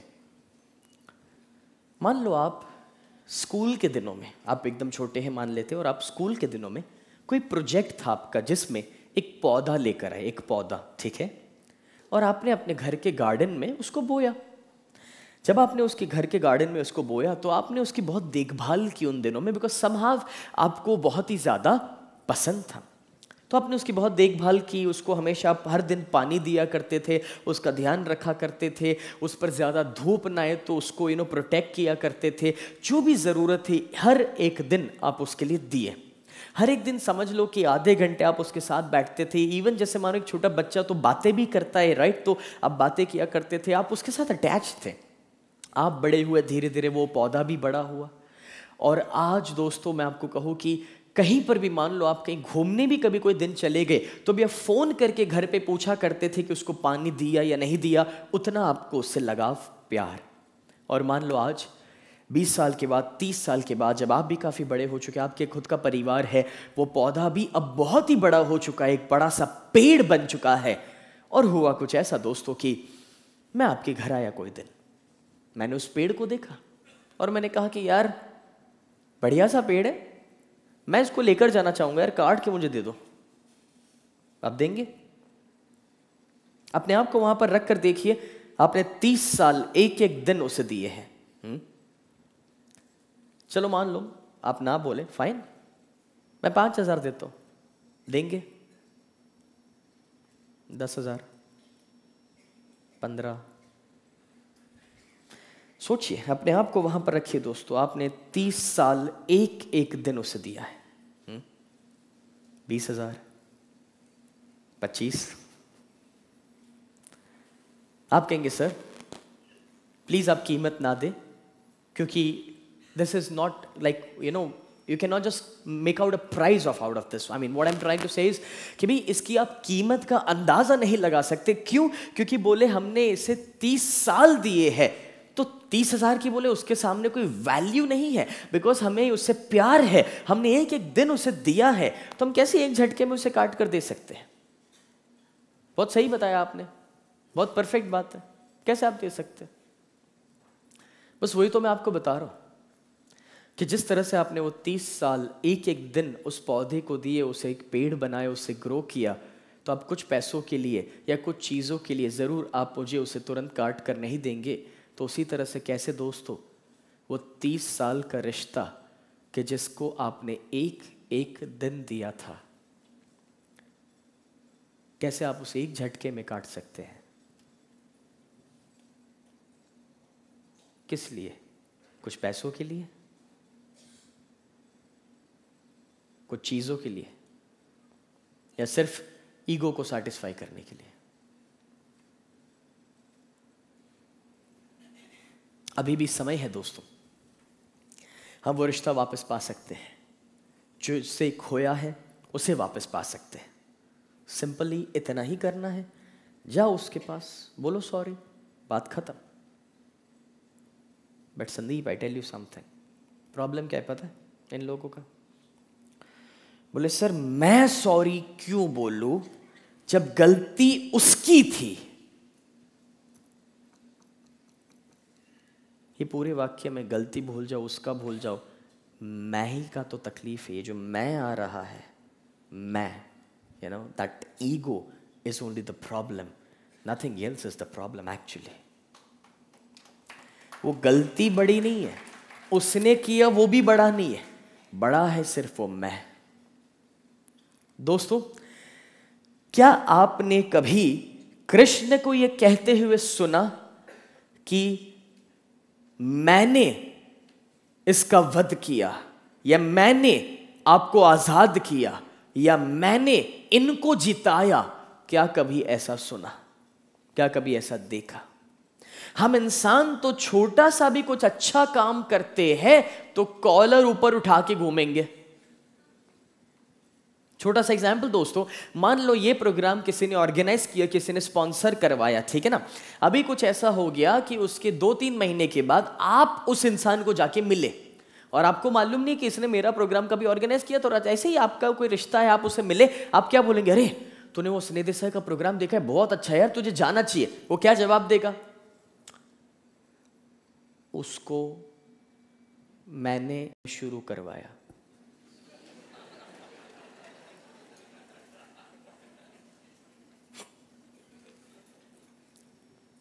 दूसरा एग्जाम्पल, कोई आएगा एंड अरे यार तुझे पता है वो तो उसको जानता है, हाँ यार 6 महीने पहले कुछ नहीं था उसके पास, हाँ देख क्या क्या यार क्या बिजनेस कर रहा है, जबरदस्त। बैठ, 6 महीने पहले वो मेरे पास आया था, मैंने उसको बोला कि ये करना चाहिए, उसका तो कोई मेहनत ही नहीं है, सब अपने ही क्रेडिट है ना। हम इंसान दोस्तों ये बहुत करते हैं कि किधर भी कोई भी आगे बढ़े, कुछ भी प्रोग्रेस करे, in that case we are always I tell you know ready to take the credit all the time. बोले आपका बेटा तो बहुत बड़ा डॉक्टर बन गया। मेरा बेटा है। अच्छा तू इतना पावरफुल था, क्यों डॉक्टर तू नहीं बना? बता। हाँ, तू तो उससे भी ज्यादा पावरफुल है ना, तो तू बनना चाहिए पहले। हम कभी किसी को क्रेडिट देना तो यू नो इट्स ऑलवेज मैं दोस्तों पूरा महाभारत पांडव जीते कृष्ण की वजह से, ये तो सारा संसार जानता है, लेकिन तो भी कृष्ण ने उन दिनों में कभी कॉलर ऊपर नहीं किए। इसलिए नहीं क्योंकि कॉलर थे नहीं, बट इसलिए दोस्तों कभी कॉलर ऊपर नहीं किए ये बोलकर कि भी मेरी वजह से तुम जीते, ऐसा कभी नहीं कहा। Never ever. वो तो उस जीत को भी धर्म और सच के क्रेडिट में दे देते थे कि भाई तुम जीते क्योंकि धर्म तुम्हारे साथ है, सच तुम्हारे साथ है। बस यही उनका जीत का कारण था दोस्तों। So that's the same way कि अपने अंदर से वो ईगो को हटाओ, बी हम्बल। दोस्तों जो पेड़ जितना बड़ा होते जाता है ना, जितना भी बड़ा, उतना आपको पता है वो एक्चुअली नीचे झुकते जाता है। उसी तरह से आप जितना प्रोग्रेस करो और बड़े होते जाए, उतना ही धीरे धीरे नीचे झुकना आवश्यक होता है दोस्तों।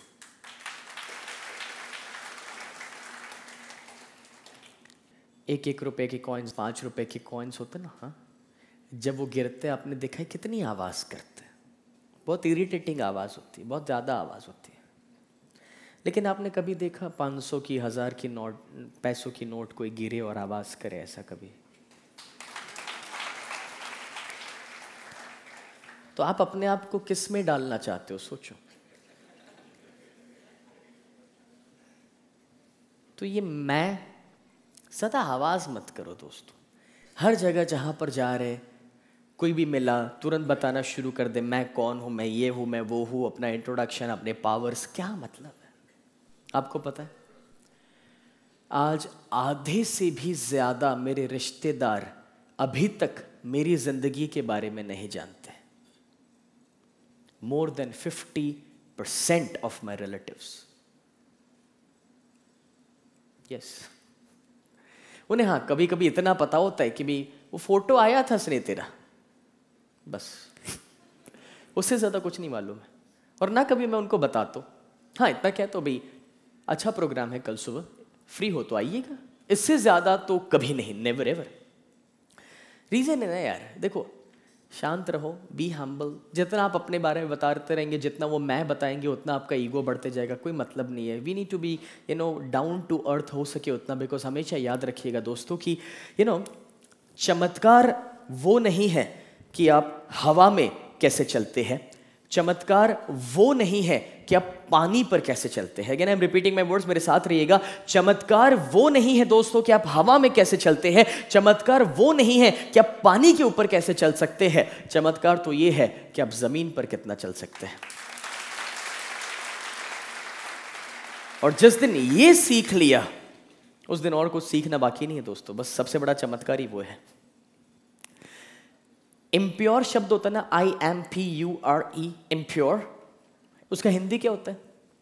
अशुद्ध, ठीक है ना? इम्प्योर, अशुद्ध। इम्प्योर शब्द को आप प्योर बनाना चाहते हैं तो क्या करना पड़ता है? I और M जो है उसको निकालो, वो प्योर बनेगा, बराबर ना? वही तो मैं समझा रहा हूं कि अगर आप इम्प्योर में से प्योर होना चाहते हैं तो I am निकाल दीजिए, आप प्योर हो जाएंगे।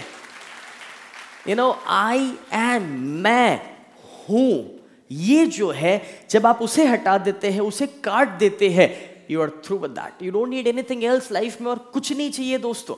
एंड एक आखिरी पॉइंट इसके रेफरेंस में इतना ही कहूंगा, एंड दैट इज कि जब आप वो मैं हटा देंगे, निकाल देंगे, वो ईगो को हटा देंगे ना, सच बताऊं जिंदगी बहुत आसान हो जाएगी।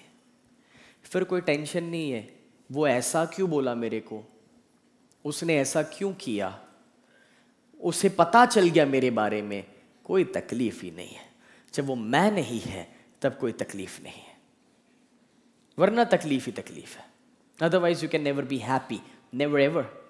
जब तक आप ये सोचते रहेंगे दोस्तों कि लोग आपके बारे में क्या सोच रहे हैं, तब तक आप खुशी से जिंदगी कभी नहीं जी सकते। और अपने लिए कि भाई लोग क्या सोच रहे, वो सोचना आपका तभी बंद होगा जब वो ईगो हट जाएगा, मैं हट जाएगा। दोस्तों क्या आपको ये पता है, एक इंसान जब 25 साल का होता है तब तक वो बस एक ही चीज सोचते रहता है कि लोग मेरे बारे में क्या सोचेंगे।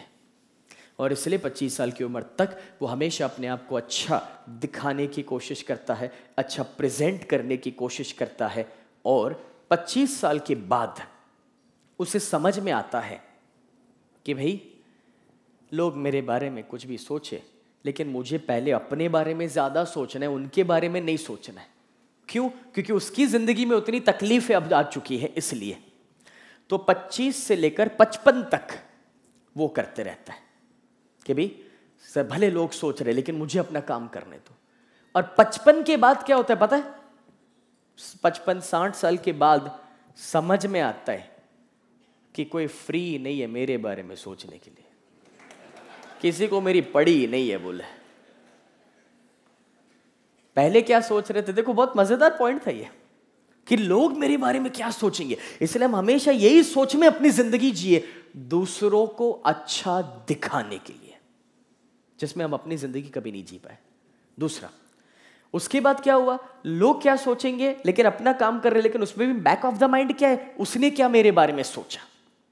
But at the end of the life, जब जिंदगी का एक अंत के आप करीब आते हो ना, तब समझ में आता है कोई फ्री नहीं है, छोड़ो ना यार। रोज सुबह शाम ये पेपर में स्कैम पढ़ते हैं, साला 2000 करोड़ का स्कैम हो गया तो भी लोग उसके बारे में सोचने के लिए फ्री नहीं है, तो आपके बारे में क्यों सोचेंगे? सचिन तेंदुलकर ने पिछली बार सेंचुरी कब मारा था ये लोगों को याद नहीं, जिसको तो प्यार करते पसंद करते, तो आपके बारे में क्या याद रखेंगे? एक प्लेयर कुछ बुरा काम किया लेकिन तो भी जब अच्छा परफॉर्म करता है तो टीम में वापस आ जाता है, पूरा देश उसको माफ़ कर देता है जब एक सेंचुरी वो मार देता है और इंडिया को जीता देता है। अगर लोग उसे भूल जाएंगे तो आपको तो 100% भूल जाएंगे। आप क्यों टेंशन ले रहे हो? अपनी ज़िंदगी जियो। हाँ, लोग क्या सोचेंगे, दुनिया क्या सोचेगा, कोई मतलब नहीं है। You need to live for yourself, right? So now something more and that is दोस्तों की रोल प्ले थियरी जिंदगी का one of the best part है। अगर आप ये सीख ले तो आपको कोई रिश्तों में कहीं पर भी कोई तकलीफ कभी नहीं आ सकती। रोल प्ले थियरी, और कृष्ण का रोल प्ले थियरी सबसे पावरफुल था। आइए हम समझते वो क्या है, लेकिन उसके पहले बोल श्री कृष्ण कन्हैया लाल की। तो दोस्तों कृष्ण जब छोटे बच्चे थे ना, तो 100% छोटे बच्चे के रूप में रहे। 100%। आई मीन एक बच्चा जो करता है ना, नटखट शैतान या ये वो, ही डिड एवरीथिंग। जब वो थोड़े बड़े हुए तो उस उम्र पर भी जो ज़रूरी था, जब वो यंग थे, सब कुछ किया। जब वो और बड़े हुए, जब किसी के दोस्त थे तो दोस्ती 100% निभाई, किसी के बेटे थे तो उसे 100% निभाया, जब किसी के गुरु बने तो उसे 100% निभाया। लेकिन एक बात पता है आपको, 100% कृष्ण को अभी तक कोई स्वीकार नहीं पाया। लोगों ने भी कृष्ण के छोटे छोटे भाग स्वीकारे, छोटे छोटे टुकड़े। 100% कृष्ण को मैंने तो आज दिन तक नहीं देखा अगर कोई स्वीकार पाया हो तो। यानी कि जो वो कान्हा को स्वीकारा, यानी कि छोटे से बच्चे माखन चोर, राइट, छोटे से बच्चे को स्वीकारा, वो कभी ये नहीं स्वीकार पाए कि ये कभी भगवत गीता कह सकता है। जिसने भगवत गीता के कृष्ण को स्वीकारा, वो ये नहीं स्वीकार पाए कि ये रास लीला खेल सकता है। कृष्ण के छोटे छोटे भाग, टुकड़ों को लोगों ने स्वीकारा है। 100% कृष्ण को स्वीकारने के लिए रोल प्ले थियरी समझना पड़ता है, और वो ये है कि वो, इसमें ज्यादा ताली नहीं बजेंगे, चिंता मत करो, क्योंकि उसको समझने में टाइम लगता है, सब आधा बाउंसर जाता है।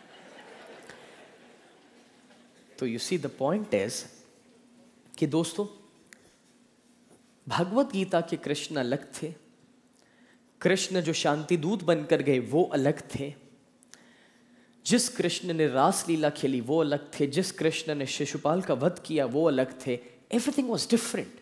और ये जो डिफरेंस है वो ये है दोस्तों कि जैसे अगर अभी मैं आपके सामने हूं, मान लो मैं यहां पर कोई टीचर, सर, गुरु, जो भी बोलो, बट मैं आपके साथ कुछ नॉलेज शेयर कर रहा हूं, ठीक है?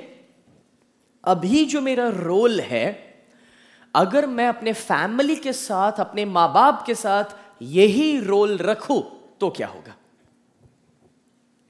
ईगो प्रॉब्लम्स 100% ना। क्योंकि यहां पर मैं बॉस हूं और घर पे अगर यही रोल रखूंगा, अब वो एक्चुअली बॉस है घर के और मैं बॉस बनने जाऊंगा, तो but obvious we would have clashes. दूसरा एग्जांपल, अभी जो स्नेह देसाई है, अगर वो दोस्तों के साथ वैसा ही रहेगा तो क्या होगा?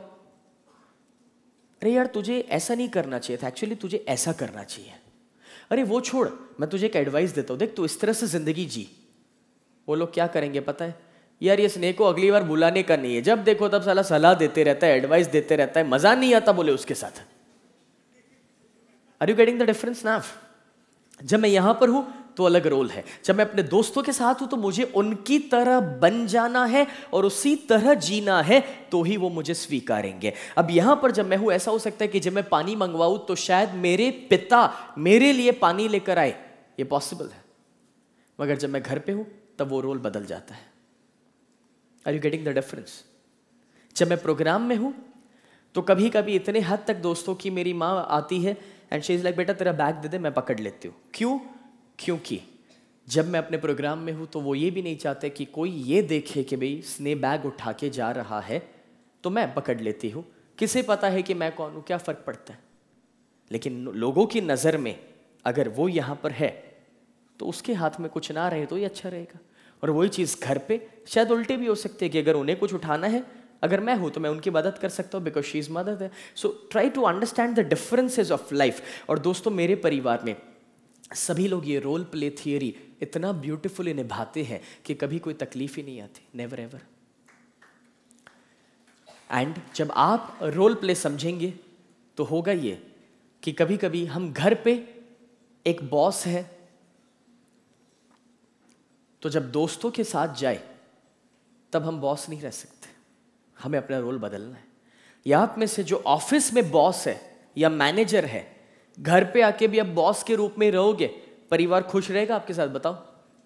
घर पे आने के बाद भी आप ऑफिस की बातें करते रहते हो, प्रॉब्लम्स की बातें करते रहते हो, दे वोंट बी हैप्पी। अब घर पे आए बच्चों के साथ है तो बच्चा बनकर रहना पड़ता है, वाइफ के साथ है तो एक लवर के रूप में रहना पड़ता है, उस लवर के रूप में कि जिसने उसको देखा था और स्वीकारा था आपको।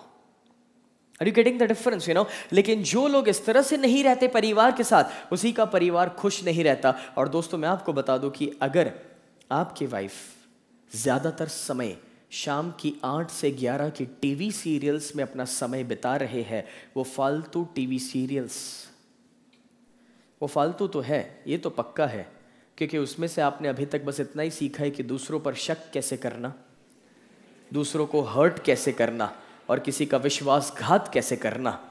और माइंड का तो एक ही नियम है, जो देखोगे, जो अंदर जाएगा वही बाहर आएगा। जिस घरों में ये टीवी सीरियल रेगुलर चलती है, उस घर में कभी शांति नहीं होगी, उस रिश्तों में। चैलेंज मेरी ओर से, I can bet on it, check करके दिखाओ।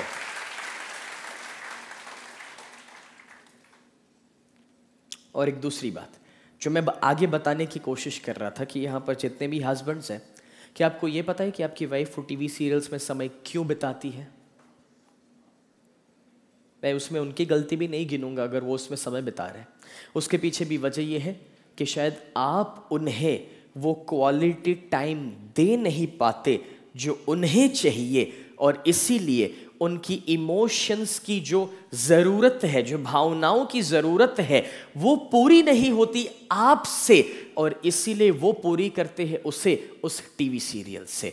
क्योंकि उस टीवी सीरियल में वो अपने आप को एक कैरेक्टर में देख रहे हैं, और वो कैरेक्टर जो करता है, उनके सपने हैं कि वो कभी कर पाए जो बस वो टीवी सीरियल में ही पूरे होते हैं।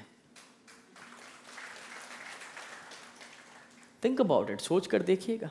सो role play theory my dear friends, अपने रोल्स को निभाइए 100%।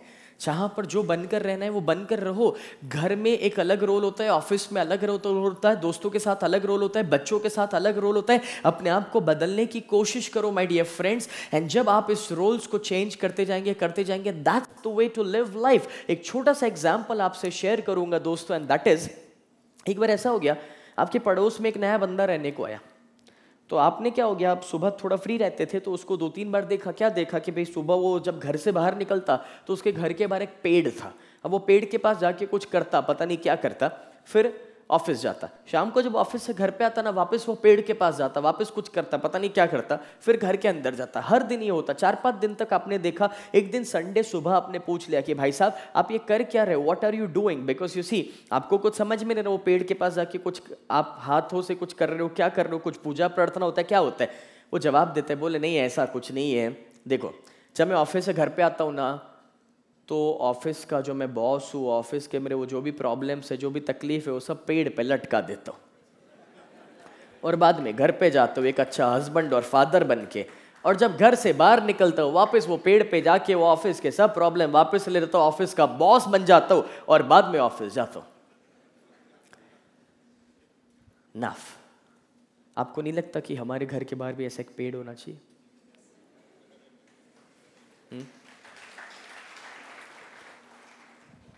इंसान जब घर पे आता है तो भी वो कितना काम में ही बिजी है, मोबाइल में ही बिजी है, क्या मतलब है यार? जब घर पे हो तो 100% रहो, ऑफिस में हो तब 100% रहो। लेकिन ऑफिस में आधे टाइम तो गप्पे मारते दूसरों के साथ, वो चलता है। और वाइफ जब बोलती है मेरे साथ बैठकर बात करो, वो टाइम नहीं है। ज्यादा हंसो मत, बाजू में ही बैठे हैं। और जितने भी हस्बैंड वाइफ है ना, सुनो, 2 दिन साथ में बैठे हो, कल से साथ में मत बैठना, वरना 4 दिन के अंत पर दोनों में से एक का रीढ़ का हड्डी होता है ना, टूट जाएगा। क्यों पता है? क्योंकि साथ में बैठे रहोगे, मैं कुछ भी बोलूंगा क्या होगा, सुनो आपके लिए रहे, सुनो, इधर टूट जाएगा।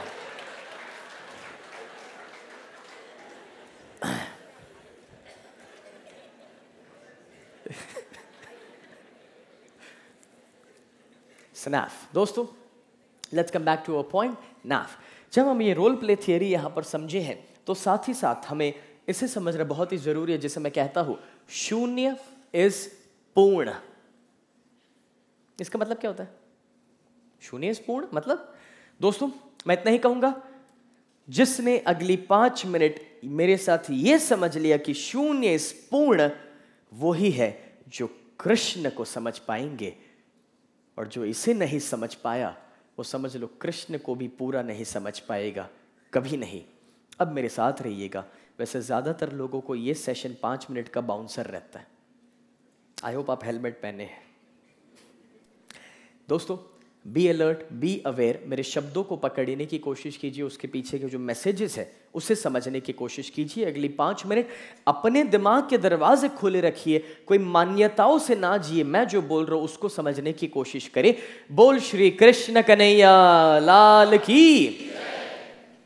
तो दोस्तों, शून्य इज पूर्ण।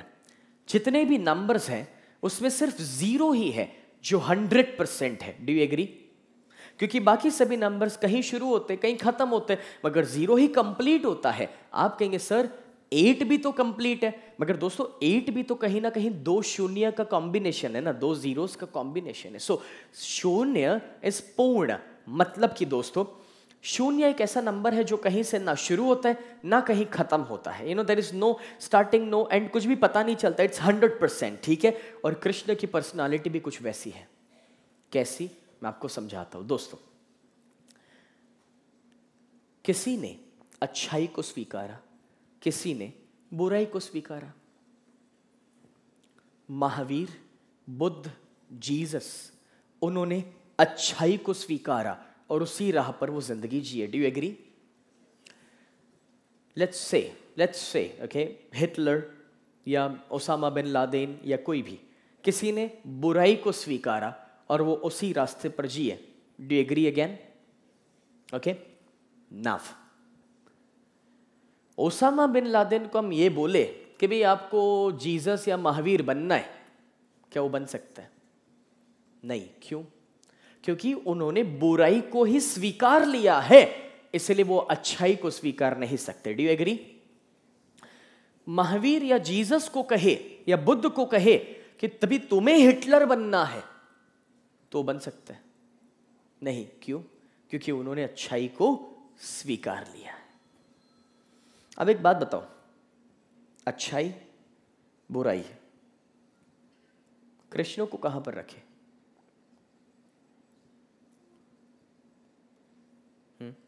Do you have any definition for him? वैसे भगवान है तो बोले अच्छा ही है ना, बट उन्होंने तो ऐसे भी खेल खेले हैं कि जो अच्छे ना भी कह सके। मैं क्या कहने की कोशिश कर रहा हूं, मैं आपको समझाता हूं। दोस्तों, कृष्ण को आप अच्छाई और बुराई में तोल नहीं सकते। क्यों? क्योंकि वो कोई भी साइड है ही नहीं। मतलब जो इंसान कोई एक जगह पर है, क्या वो दूसरी जगह पर हो सकता है? नहीं। जो इंसान कोई एक जगह पर है वो कोई दूसरी जगह पर कभी नहीं हो सकता, लेकिन जो कहीं पर भी नहीं है वो हर जगह पर हो सकता है। Do you agree? अगेन, कोई इंसान कोई एक जगह पर है तो वो दूसरी जगह पर नहीं हो सकता, ये तो समझ में आता है। लेकिन जो इंसान कोई भी जगह पर नहीं है वो तो कहीं पर भी हो सकता है। बाकी सब ने अभी तक कोई एक जगह चुन ली है और इसलिए वो दूसरी जगह जा नहीं सकते। कृष्ण को कोई आप एक जगह पर रख नहीं सकते। कृष्ण ने कोई एक जगह चुनी नहीं है और इसलिए वो कहीं पर भी हो सकते हैं। उन्होंने ना अच्छाई को स्वीकारा है, उन्होंने ना बुराई को स्वीकारा है। वो दोनों में से कोई एक जगह पर नहीं है, वो तो दोनों में है ही नहीं। और इसलिए जब जहां जो जरूरी होता है उस रोल को वो प्ले कर सकते हैं। वो एक ऐसे इंसान है दोस्तों कि जो 100 बार खुशी खुशी हंसते हुए माफ कर सकते हैं, और वो ही ऐसे है जो जब समय आता है तब लड़ने के लिए भी तैयार है और सुदर्शन चक्र से किसी का वध भी कर सकते हैं। इतिहास में ऐसा कभी कोई नहीं पैदा हुआ जो 100% माफ भी कर सकता हो और 100% दंड भी दे सकता हो। या तो 100% दंड देने वाले मिले या तो 100% माफ करने वाले मिले। दोनों का कॉम्बिनेशन इतिहास में एक ही है। यह है कि जिनके लिए दोस्तों हम कह सकते हैं कि शून्य इज पूर्ण। He is 100%, he is not half. उन्होंने कोई एक आधी जिंदगी को नहीं स्वीकारा है, उन्होंने दोनों जिंदगियों को 100% कंबाइन किया है। बाहर की जिंदगी और अंदर की जिंदगी। बाहर की जिंदगी यानी कि अपने शरीर की सभी जरूरतें, मटेरियलिस्टिक वर्ल्ड, और अंदर की जिंदगी मतलब आध्यात्मिक दुनिया, धार्मिक दुनिया। जिन्होंने धार्मिक दुनिया को स्वीकारा उन्होंने बाहर की दुनिया को ठुकराया। जिन्होंने बाहर की दुनिया को स्वीकारा उन्होंने आध्यात्मिक दुनिया को ठुकराया। Krishna was a combination of both. पैसे वाले थे, किंग थे, राजा थे, डोमिनेंट थे, लीडर थे, सक्सेसफुल थे, परिवार था, पत्नियां थी, एवरीथिंग वॉज देयर सामने। When it comes to the inner world again उतने ही ज्यादा स्पिरिचुअल, नॉलेजेबल थे। Combination of both. दोस्तों, this world is a mixture of differences. ये दुनिया विभिन्नताओं से भरी हुई है। सब लोग अलग अलग हैं। छोटा सा एग्जाम्पल, एक इंसान गिटार बजाता था, गिटार। तो पड़ोसी जब सुनते पहले पहले उनको बड़ा अच्छा लगता था। कुछ देर के बाद वो सुनते सुनते थक गए उससे। क्यों पता है? बोल श्री कृष्ण कन्हैया लाल की। तो कुछ देर के बाद पड़ोसी जरा सुनते सुनते थक गए। क्यों पता है? क्योंकि वो जब गिटार बजाता था ना तो बहुत सारे तार होते हैं ना, उसमें से एक ही तार को वो छेड़ते रहता, जैसे कि टिंग टिंग टिंग टिंग टिंग टिंग टिंग टिंग। तो पहले तो पड़ोसी को अच्छा लगा, फिर थोड़ी देर के बाद इरिटेट होने लगे, ये क्या है यार, ये ना। तो 2 दिन, 4 दिन, 5 दिन, 7 दिन गए, फिर सब इकट्ठा हुए और उसके पास पहुंचे। बोले भाई, हमने बड़े बड़े संगीतकारों को देखा है, म्यूजिशियंस को देखा है, वो हमने देखा है कि अलग अलग तार को छेड़ते हैं। तुम पहले हो जो एक ही तार को लेकर बैठे हो। वो जवाब क्या देता है पता है? बोले देखिए ऐसा है कि वो सब अपनी सही जगह ढूंढ रहे हैं, मुझे अपनी सही जगह मिल चुकी है।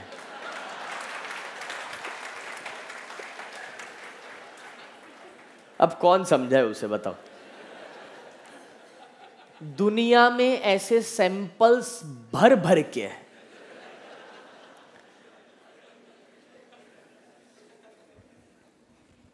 एक आया, फोन आता है, बोले सर आपका सुबह डायनामिक योगा का प्रोग्राम है, सुबह हमने सुना 6 बजे है। हम बोले यस हाँ। सर थोड़ा लेट नहीं हो सकता है? मैं बोला क्यों भाई, योगा सुबह का तो होता है ना। बोले सर प्रॉब्लम क्या है कि मैं उतना जल्दी सुबह उठ नहीं पाता, तो आप अगर शाम को 6 बजे रखे तो मैं आ सकता हूं।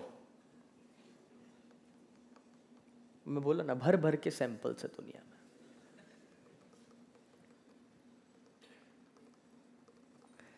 मैं आपको क्या समझा रहा हूं पता है दोस्तों? देखिए दुनिया में सब लोग है ना अपनी तरह सोचने वाले कभी नहीं होते। आपकी सोच अलग है, आपके बाजू जो बैठे उनकी सोच अलग है, आपके परिवार में जो दूसरे उनकी सोच अलग है, सबकी सोच अलग है। The world is mixture of differences, ये विभिन्नताओं से भरा हुआ है। और इसीलिए हमें शून्य इस पूर्ण का फिलॉसफी अपनाना है कि हमें कोई एक साइड पर नहीं रहना है, हमें तो सामने वाला जो मिले वैसा बन जाना है और उसके साथ रहना है। मतलब डिसाइड मत कर लो कि मैं बड़ा हो गया हूं इसलिए हमेशा मैच्योर्ड रहूंगा और सबके साथ मुंह फुला के बातें करो, कोई मतलब नहीं है। और डिसाइड मत कर लो कि मेरी कितने भी उम्र हो जाए मैं तो हंसता खेलता रहूंगा। किसी के शोक में जा रहे हो क्या? हंसता खेलता रहूंगा, धो डालेंगे उधर सब मिलके। कोई एक जगह को पकड़ मत लो दोस्तों, अपने आप को फ्लेक्सिबल रखो, एडेप्टेबल रखो, समय के साथ अपने आप को बदलो। जहां पर मैच्योरिटी की जरूरत है वहां पर मैच्योरिटी दिखाओ, जहां पर बच्चा बनकर खेलने कूदने की जरूरत है, एंजॉय करने की जरूरत है वहां पर वो करो। जहां पर दोस्तों गुस्सा करने की जरूरत है वो करो, जहां पर शांत होने की जरूरत है वहां पर वो करो, जहां पर प्यार देने की जरूरत है वहां पर प्यार दो, जहां पर सिंपैथी देने की जरूरत है वहां पर सिंपैथी दो, जहां पर सॉल्यूशन देने की जरूरत है वहां पर सॉल्यूशन दो। जहां जो जरूरी है वो करते जाओ। जब कोई मिले तो हर बार जय श्री कृष्ण मत बोलो, हर बार जय जिनेंद्र मत बोलो, जो मिले वो बोलो। वो बोले जय श्री कृष्ण जय श्री कृष्ण, वो बोले जय स्वामीनारायण जय स्वामीनारायण, वो बोले जय जिनेंद्र, वो बोले सलाम अलैकुम अलैकुम सलाम। This was Krishna. वो कोई एक जगह पर नहीं थे, वो तो समय के साथ अपने आप को बदल सकते थे। He was flexible enough। दोस्तों the best part of everything was कि जब ये मिक्सचर्स आप अपनी क्वालिटीज में ला देते हैं अपनी लाइफ में, it's so really wonderful to live life. फिर कोई प्रॉब्लम नहीं है। अगर आप अपने आप को बांध दिए ना कोई एक जगह पर, तो आप कभी दूसरों के साथ ना सेट नहीं हो पाएंगे। फिर 100 में से 10 ही होंगे जिनके साथ आप सेट हो पाएंगे जो आपके माफिक सोचते हैं। लेकिन हमें तो सामने 100 मिले तो 100 से अपना काम निकलवाना है भाई। तो उसको जो सही लगे वो करो, अपना काम निकल रहा है ना, क्या फर्क पड़ता है? जहां पर हाथ जोड़ने हैं और काम हो रहे हैं तो वहां पर हाथ जोड़ो, जहां पर फूल देकर काम हो रहा है वहां पर फूल दो, जहां पर लात मारने की जरूरत है, शाम डाम दंड भेद, जहां जो जरूरी है, जो भाषा लोग समझते हैं उस भाषा को समझाओ। जहां पर माफ करना था कृष्ण ने माफ किया, जहां पर दंड देना था वहां पर दंड दिया। बस आप भी अपने आप को फ्लेक्सिबल रखिए दोस्तों, जहां जो जरूरी है अपने आप को बदलते रहें। और हाँ, अब तो मैं इतना ही कहूंगा आखिर में, दैट इज नेक्स्ट दोस्तों, इसका बेस्ट एग्जाम्पल और कुछ भी नहीं हो सकता मगर शिशुपाल, कि जहां पर कृष्ण ने 100 बार उनको माफ किया, लेकिन जब दंड देने की बारी आई, he was again 100% in that. आप देखिए कि किस तरह से जब इंद्रप्रस्थ में राजसूय यज्ञ हो रहा है, तब एक ऐसे इंसान की पूजा करनी है कि जो सबसे ज्यादा पावरफुल है। भीष्म पितामह की पूजा होने वाले थे, लेकिन जब कृष्ण मौजूद थे तो पितामह कहते हैं कि भाई वसुदेव है तो मेरी नहीं, पहले उनकी पूजा होगी। जब उनकी पूजा होने वाली थी उसी समय वहां पर शिशुपाल आते हैं दोस्तों, और कितना बुरा भला बोलने लगे, कहने लगे। पहले अर्जुन और भीम ने उसे रोकने की कोशिश की, लेकिन युधिष्ठिर ने अपना काम किया, उन्हें शांत किया। बोले गेस्ट अगर अतिथि कोई आए हैं तो उनके साथ ऐसा व्यवहार कभी नहीं किया करते। उसके बाद दोस्तों एक टाइम आया कि जब वो और कुछ बुरा बोले, बलराम जी जो कृष्ण के बड़े भाई हैं उन्होंने रोकने की कोशिश की, लेकिन तभी भी आपने देखा कि कृष्ण ने बस इशारे से उन्हें रोक दिया। क्यों पता है? जो भी उसे रोकने की कोशिश कर रहे हैं, कृष्ण उसे क्यों रोक रहे हैं?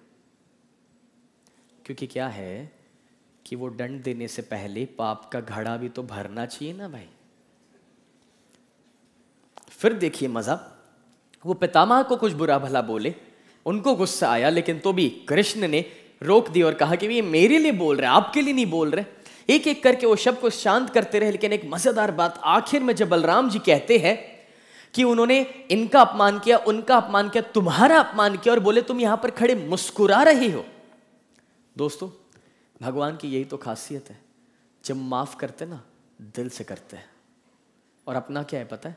जब हम माफ करते ना तो भी दिल से नहीं करते। 4 बार माफ किया, 5वीं बार जब गुस्सा करते ना आगे का 4 बार वसूल कर लेते हैं, और आगे का 4 बार का याद भी करवा देते हैं। अरे अभी भी याद है तो माफ किधर किया, सोच कर देखिए। तुम वो दिल से माफ कर रहे, और फिर क्या कहते भी मैं तो गिन रहा हूं। बोले तुम्हारे पास और 3 अपराध बाकी है जो तुम कर सकते हो। भगवान ने कुछ भी करने से पहले हमेशा कहा कि वो क्या करने वाले हैं, बाद में ही किया तो भी लोग समझ नहीं पाए। क्या आपकी जिंदगी में कुछ बुरा होने वाला है उसके पहले आपको वार्निंग सिग्नल नहीं मिलता है? मिलता ही है 100% एवरी टाइम, मगर हम समझ नहीं पाते, और समझते हैं तो उसको अवॉइड करते हैं।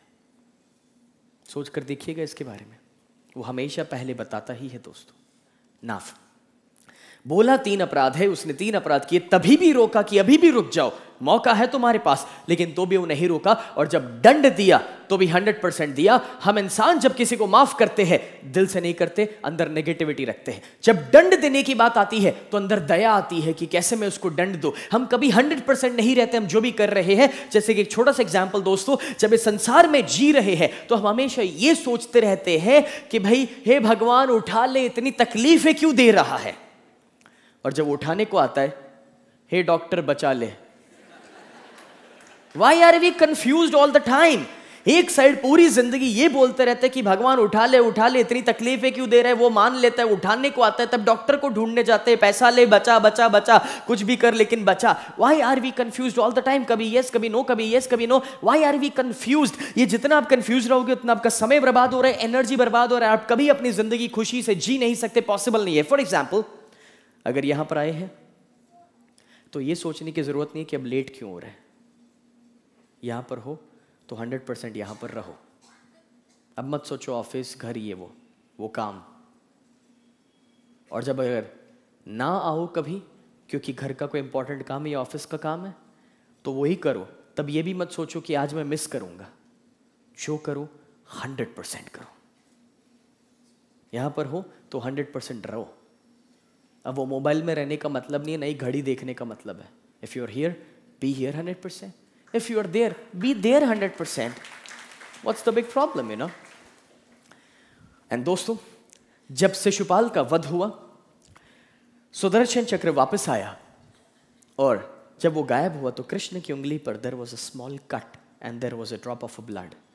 सभी लोग देख रहे, कोई कुछ नहीं कर रहा। कहीं से द्रौपदी दौड़ कर आते हैं और वो अपना साड़ी का पल्लू she just tears off और वो कृष्ण की उंगली पर लगा रहे हैं। और एज यूजुअल कृष्ण के चेहरे पर तो बस एक बढ़िया सी मुस्कान, और वो कहते हैं कि बहन, तूने मुझे जो कपड़ा दिया है, जब उसका सही समय आएगा तब उसका एक एक धागा मैं तुम्हें वापस लौटाऊंगा। एक एक धागा तो क्या, उसका एक एक कण मैं तुम्हें वापस लौटाऊंगा। और आप जानते हैं कि उन्होंने वो वापस लौटाया। कब? कि जब सबसे ज्यादा जरूरत थी तब, और कितना कंपाउंड इंटरेस्ट के साथ। और वो कंपाउंड इंटरेस्ट कितना ज्यादा था वो दुशासन से पूछो, थक गया बेचारा। दोस्तों, जब आप भगवान को, कुदरत को कुछ भी देते हैं वो मल्टीप्लाई होके वापस आता है। सिंपल रूल, एक बीज डालो 1000 बीज मिलेंगे। एक छोटा सा कपड़े का टुकड़ा दिया, कितना रिटर्न में मिला। उसी तरह से दोस्तों हमेशा याद रखिएगा कि आप जब भी कुछ भी देंगे वो मल्टीप्लाई होके वापस आएगा। तो कभी देने में संकोच ना करे, ना ये सोचे कि देने से मेरे पास कम हो जाएगा। ये कभी नहीं हो सकता। इतिहास गवाह है कि जिसने दिया है उसके पास कभी कम नहीं हुआ, नेवर एवर। बस इसके रेफरेंस में एक बार एक फकीर, एक गरीब, एक अमीर सेठ के पास गया जो उसके घर के बाहर बैठे हैं, पेपर पढ़ रहे। सुबह सुबह जाकर कहते हैं, साहब मालिक कुछ पैसा हो तो प्लीज मुझे दे दो, गरीब हो। बोले तेरे लिए पैसा नहीं है, ठीक है। कुछ खाने को हो दे दो, भूखा हो। बोले कुछ खाना बचा नहीं है। तो अगर पुराने कोई कपड़े जो आप निकालने वाले हो तो मुझे दे दो, पहनने को काम आएंगे। बोले तेरे लिए कपड़े भी कोई नहीं है। बोले कुछ पुराने बर्तन, कुछ चीजें, कुछ भी जो आपके घर में मेरे लायक हो, जो आपके काम की ना हो, वो दे दो। बोले तेरे लायक कुछ नहीं है। कुछ नहीं मालिक, तो बस आपके पैरों की धूल ही सही, वो दे दो एक मुट्ठी। बोले हाँ वो मैं दे सकता हूं। उठाया और उसको वो देने को जा रहे हैं। देने से पहले अचानक उसको एक विचार है कि यार ये इस मिट्टी का करेगा क्या, धूल का करेगा क्या। तो उससे पूछते हैं वो फकीर से, बोले मैं ये तुमको जो मिट्टी दूंगा, धूल दूंगा, उसको तुम करोगे क्या, लेकिन तुम्हें काम क्या आएगा। वो फकीर जवाब देता है, वैसे साहब ये धूल मेरे कोई काम की नहीं है, लेकिन मैं तो बस आपको देने की आदत में लाना चाहता हूं।